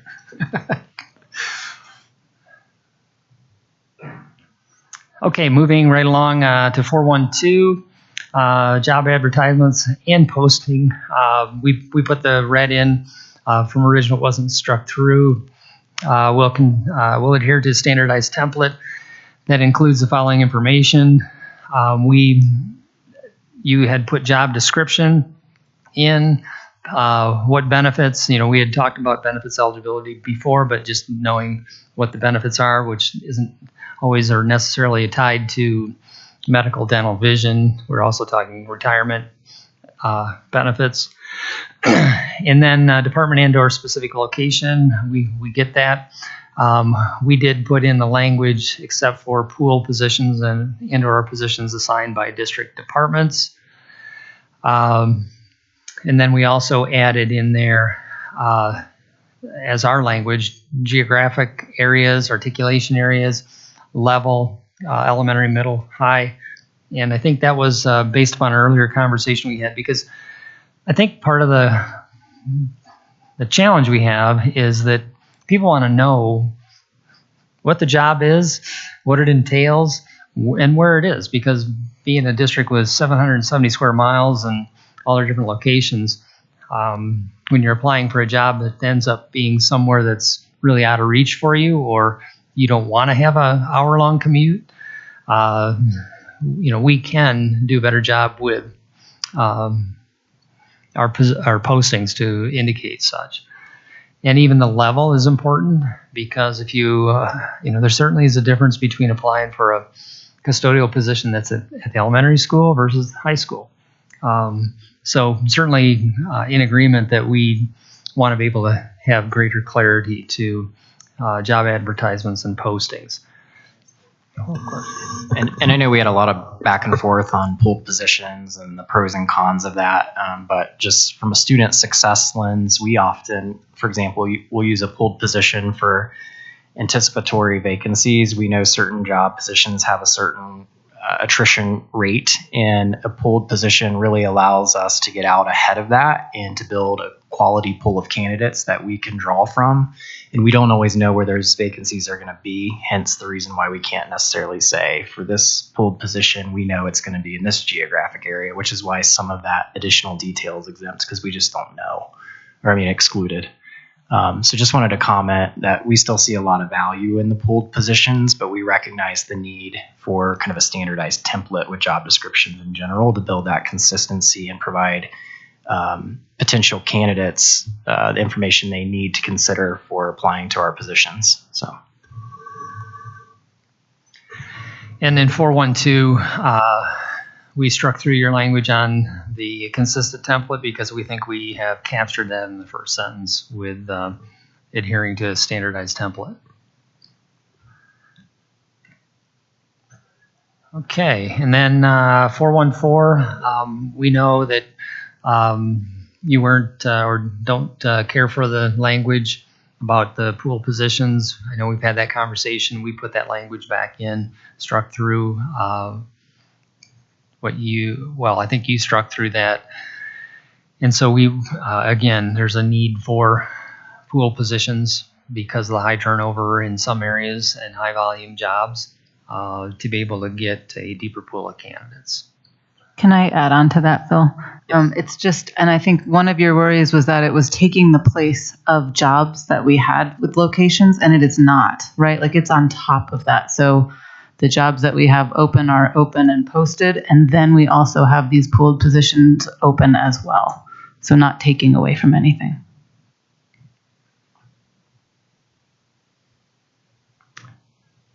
Okay, and then moving down to 4.2. I know that we've gone back and forth with the conversation around the section that originally was voluntary and involuntary transfers. We had proposed administrative transfers. I think that you struck through that. So we've renamed it as changes in work location and struck through 421. And then added language that I believe we shared before with regards to some transfers of employees from one work location to another is unavoidable. Under normal circumstances, administrative reassignment of employees will be kept to a minimum. That's certainly not a desire we have to just move people around, transfer people around. Employees may be reassigned by central departments to different work sites based upon the needs of student programs. And at the discretion of the program manager. And again, the idea is meeting the needs of our kids and our schools and our programs. And when possible, the district will provide the employee advance notice and the reason for the reassignment. Sometimes the advance notice doesn't happen because of the need to support students. Some circumstances that may lead to a reassignment might be based upon district, school, or program needs, such as student enrollment changes, programmatic changes, student need, example given IEP goals that can change, requests by employees due to personal circumstances and/or employee accommodation needs. And I think it is important to recognize that we do have times, this isn't solely based upon student need, but there are times when employees have personal circumstances that they do need to be reassigned. And I think that's important to note because that happens. And we do have conflicts on occasion between adults and We see those in employee relations. I don't want to say on a regular basis, but they do happen. And the other piece is that to support an employee with an accommodation, sometimes we enable to meet that need. We do need to have them in a different place. And then 422, that was all struck through because of the voluntary involuntary language that we know that you had not wanted to be a part of the article, which is fine.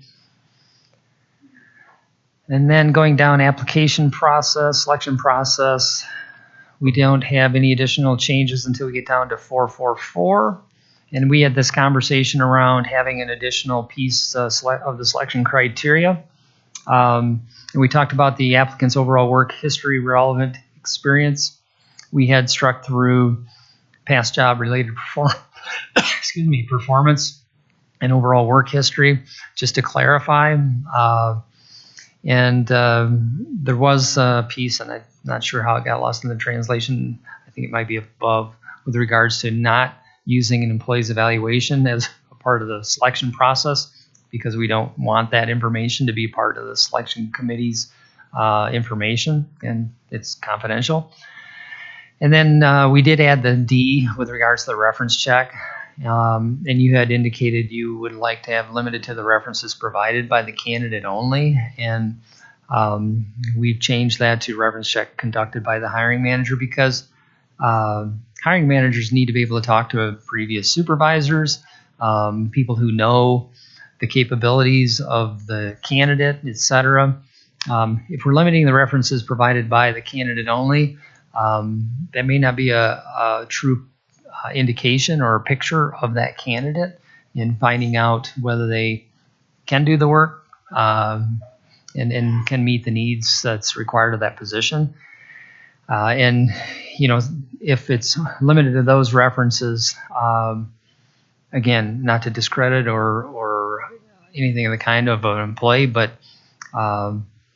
we really want to have a true indication of that individual's work history and their, especially from most recent, we always tell supervisors from their most recent supervision, or supervisors from their current place of employment or previous place of employment. And then going down to 445, I know we talked about this with regards to the hiring manager. You had indicated they must consider the selection committee recommendation, but it's not obligated to adopt it. And then we put in a language, making the hiring decision, the hiring manager should take the recommendation of the selection committee into account. And I think actually that may have been your language, but we certainly are in agreement with that. And then we did go back and forth with our infamous no meaningful difference terminology. And because of the potential ambiguity in trying to understand meaningful, we decided that if there's no measurable difference, and measurable being quantifiable, being a part of the matrix, being a part of how the hiring process occurs, we just thought that would be clear, versus an assumption being made that no meaningful difference would be that in that matrix or that grid that's used by our hiring managers, that it is quantifiable. And then 447, again, we changed that, and I think we agreed to that from the past. The selection committee shouldn't be the ones notifying the final candidates who aren't selected. That would probably be pretty uncomfortable for them, and we are hoping that doesn't happen, but this provides clarity. And then we get down to the probationary period, and we've gone back and forth. I know we proposed 120 days. You came back with 75. The original was 60. We think 90 is a good place to be, a sweet spot from the standpoint of a school year. And not that all support staff are school year folks, but from a school year standpoint, even if we're talking school-based folks, that's essentially a semester, which gives you a pretty good opportunity to see the performance of employees. The strike through there just is, again, an operational thing. I think fundamentally we don't disagree with what you were requesting with regards to paid in-person orientation, et cetera. There's no question we need to get better about the onboarding process. And we need to do a better job when we're hiring employees to prepare them for the work. We just don't have systemically consistency across the district. And we need to get there. And it's really a HR function as well as a lot of training, as well as setting some expectations for schools and departments. Moving along, no changes in 461. I know we had that these were highlighted, but I think in the translation back and forth, somehow we had a couple that were highlighted there. 4.7, I think we had at the table talked about maintaining qualifications rather than failures, which seems very negative. And maintaining qualifications is important.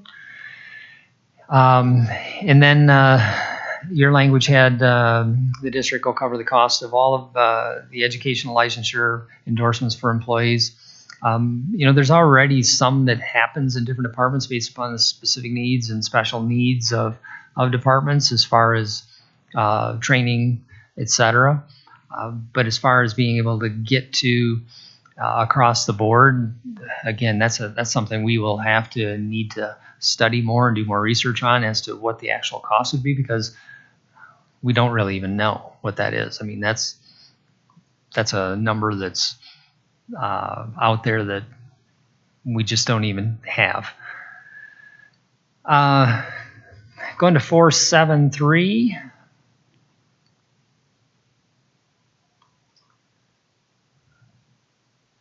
There was some language put in with regards to attending different continuing ed, doctor's appointments, physicals, etc. And we went back to the language that if an employee is required to attend district-related functions or training to require the necessary qualification, the employee will be paid their normal rate of pay. I think it can be assumed, too, that if we are sending folks for additional training, et cetera, that there's the expectation that we as a district are taking care of that, and they are getting their normal pay, which was original language. And then 474, again, getting away from the transferred terminology to be consistent with up above, we use reassigned. And then we did go through, and we know that you spent a lot of time talking about the staffing ratios, and we're just not ready at this point in time and we had struck through this, and I know that's being terribly critical, but we just don't have a grasp on the total cost. And I know you've put some dollars to this, but when we're talking about millions, in the grand scheme of things, we have to weigh, what are the priorities financially, and not to say that these aren't all great ideas in an ideal situation. I don't think anybody would disagree that we would love to have all these ratios, but from a practicality standpoint, we need more time to look at this. And I think part of your rationale for this, our understanding is that, yes, having ratios means, we're providing greater support for schools and for students.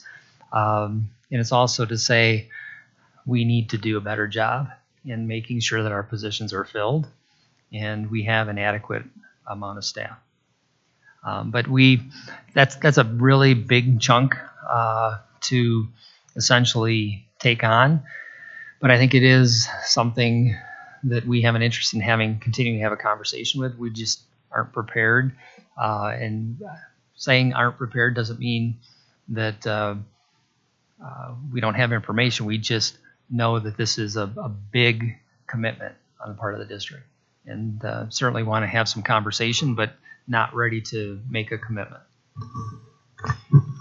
And I don't know what the structure is, but I'm wondering if there's some sort of alternative or opportunity here, similarly to how we're partnering on other things, to sit down and talk through, say, for example, how special education allocates paraprofessionals, paraeducators, that sort of thing, and really talk through the effectiveness of how we do that.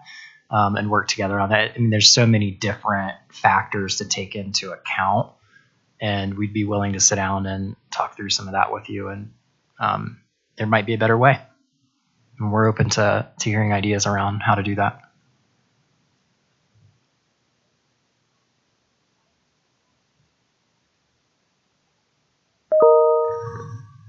And that is our Article 4. I think we captured the back and forth, and if we didn't, certainly want to have that conversation, because I know we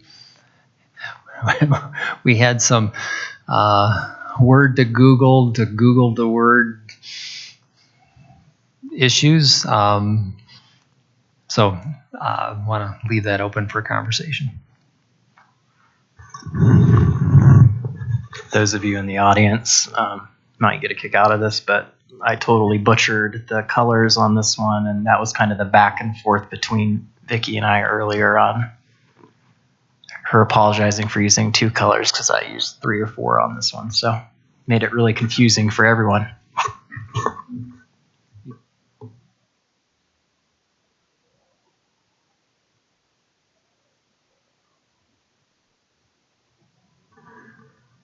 So is this still combined? Is it your proposal and countering our proposals, or? We believe, yes. If we've missed something, please note, and shame on us. But if we have missed something in it, we want to make sure it's corrected so that it's accurate. So yes, we did our absolute best in the process.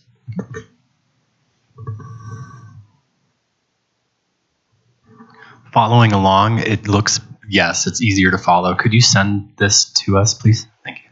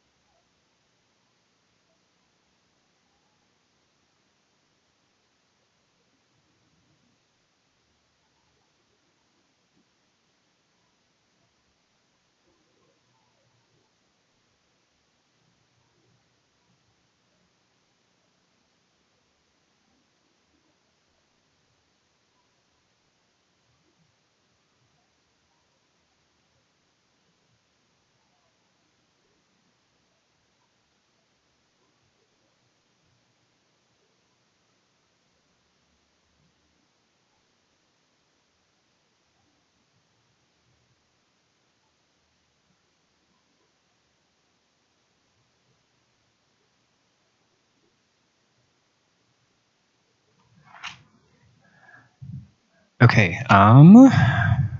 Does anyone on our side have any questions?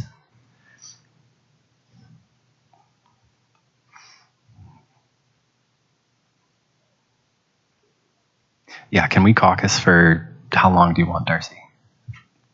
3 to 5 minutes? Okay, a short caucus would be great. Thank you. Just one thing, if we could potentially look at some time next week while you're in your caucus, we need to do the same. So perfect timing. And I know we've got about 25 more minutes. So if we could come back with maybe some potential dates for next week, that'd be awesome. Yes, we can do that. Excellent. Thank you.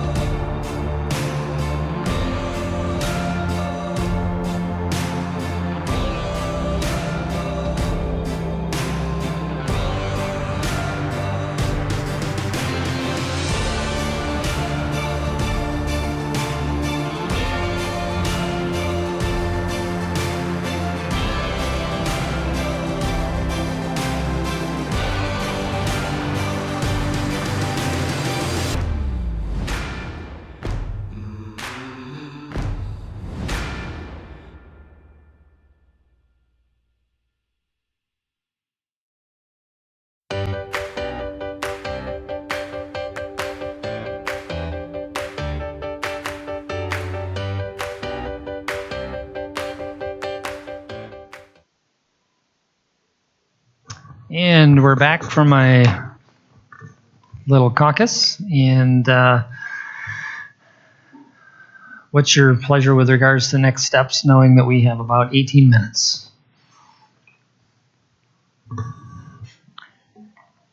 I just have a comment about going back to what our focus is and the best thing for students. And I'm looking at some information from the District Accountability Committee and the Budget Subcommittee, and how mental health resources were prioritized, and those were taken care of mostly.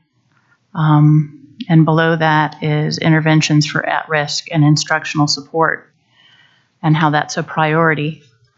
And it directly affects student success if we have another paraprofessional in the classroom, so things do not have to be elevated when a student escalates to need the mental health intervention, if we can identify that earlier.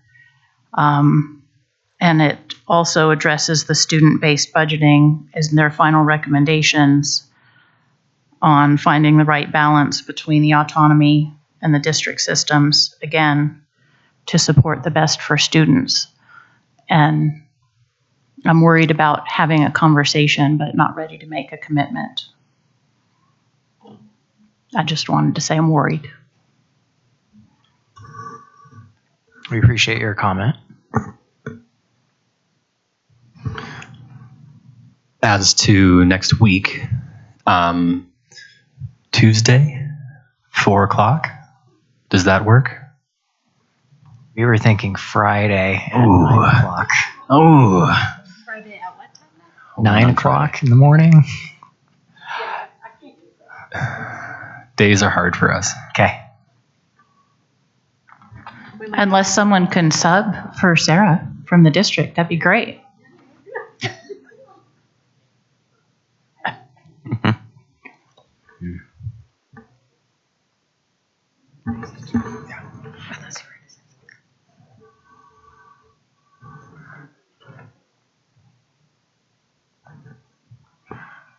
Yeah, if we can get coverage, we can do a daytime. And we don't think we'd have to meet very long to do that.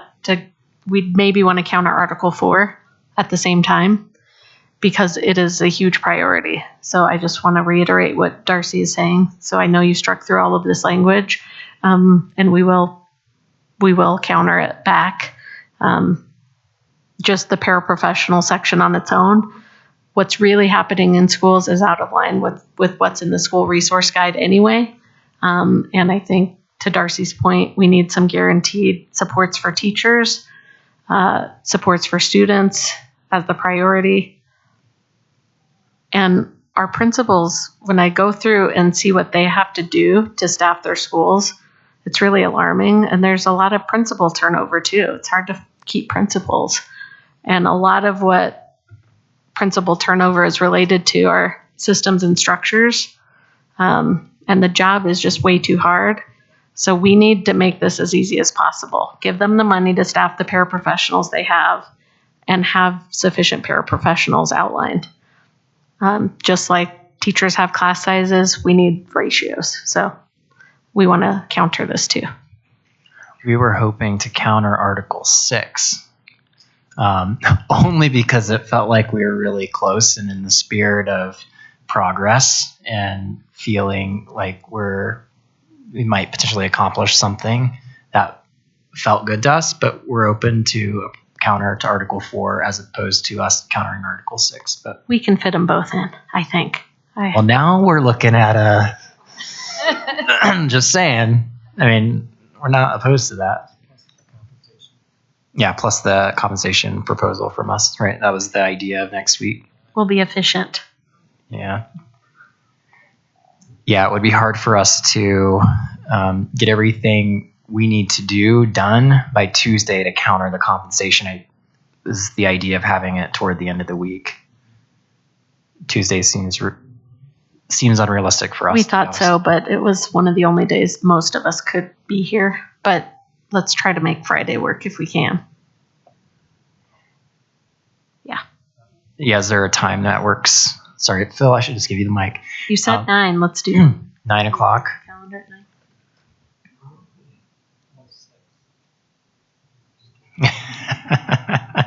We were thinking 9 to 1.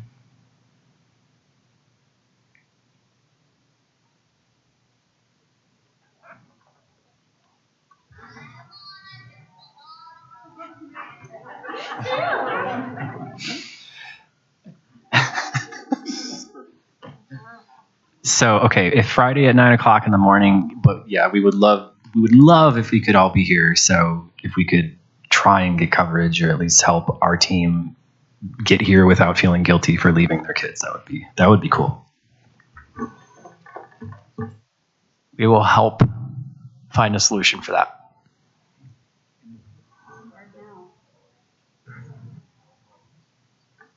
Yeah, and we'll have to figure out the location too for where we meet. Not sure if this space is available. Yeah, I mean, I just should slide the mic over. Phil's just telling me what to say over here, and I'm saying it. But yeah, we'll put that on the schedule Friday at 9, and I think we are good here. We don't have any more questions, or I don't believe we have any more comments to say. So just to clarify, I'll give Phil a break here. Hopefully I don't mess up the end of this. Just to clarify the agenda and time. So 9 to 1, location to be determined. We'll do our best to help support with coverage. And the agenda that you're expecting is a counter proposal from the district regarding compensation and benefits to your proposal this evening. And then do we want to try to accomplish both Article 6 and 4 or just Article 4? I say let's try to do both. Okay. Any closing remarks from you all?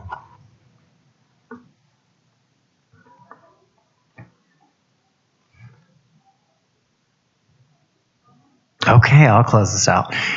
So this officially ends our bargaining session for this evening. And I just, again, want to take the opportunity to say thank you to our audience this evening. We know you have a lot of interest in what's happening here at the table, and we recognize and acknowledge how last week felt for everyone. So we just appreciate the collaborative spirit that was felt this evening and our ability to work together. And we just appreciate you being here and how you showed up this evening. So thank you.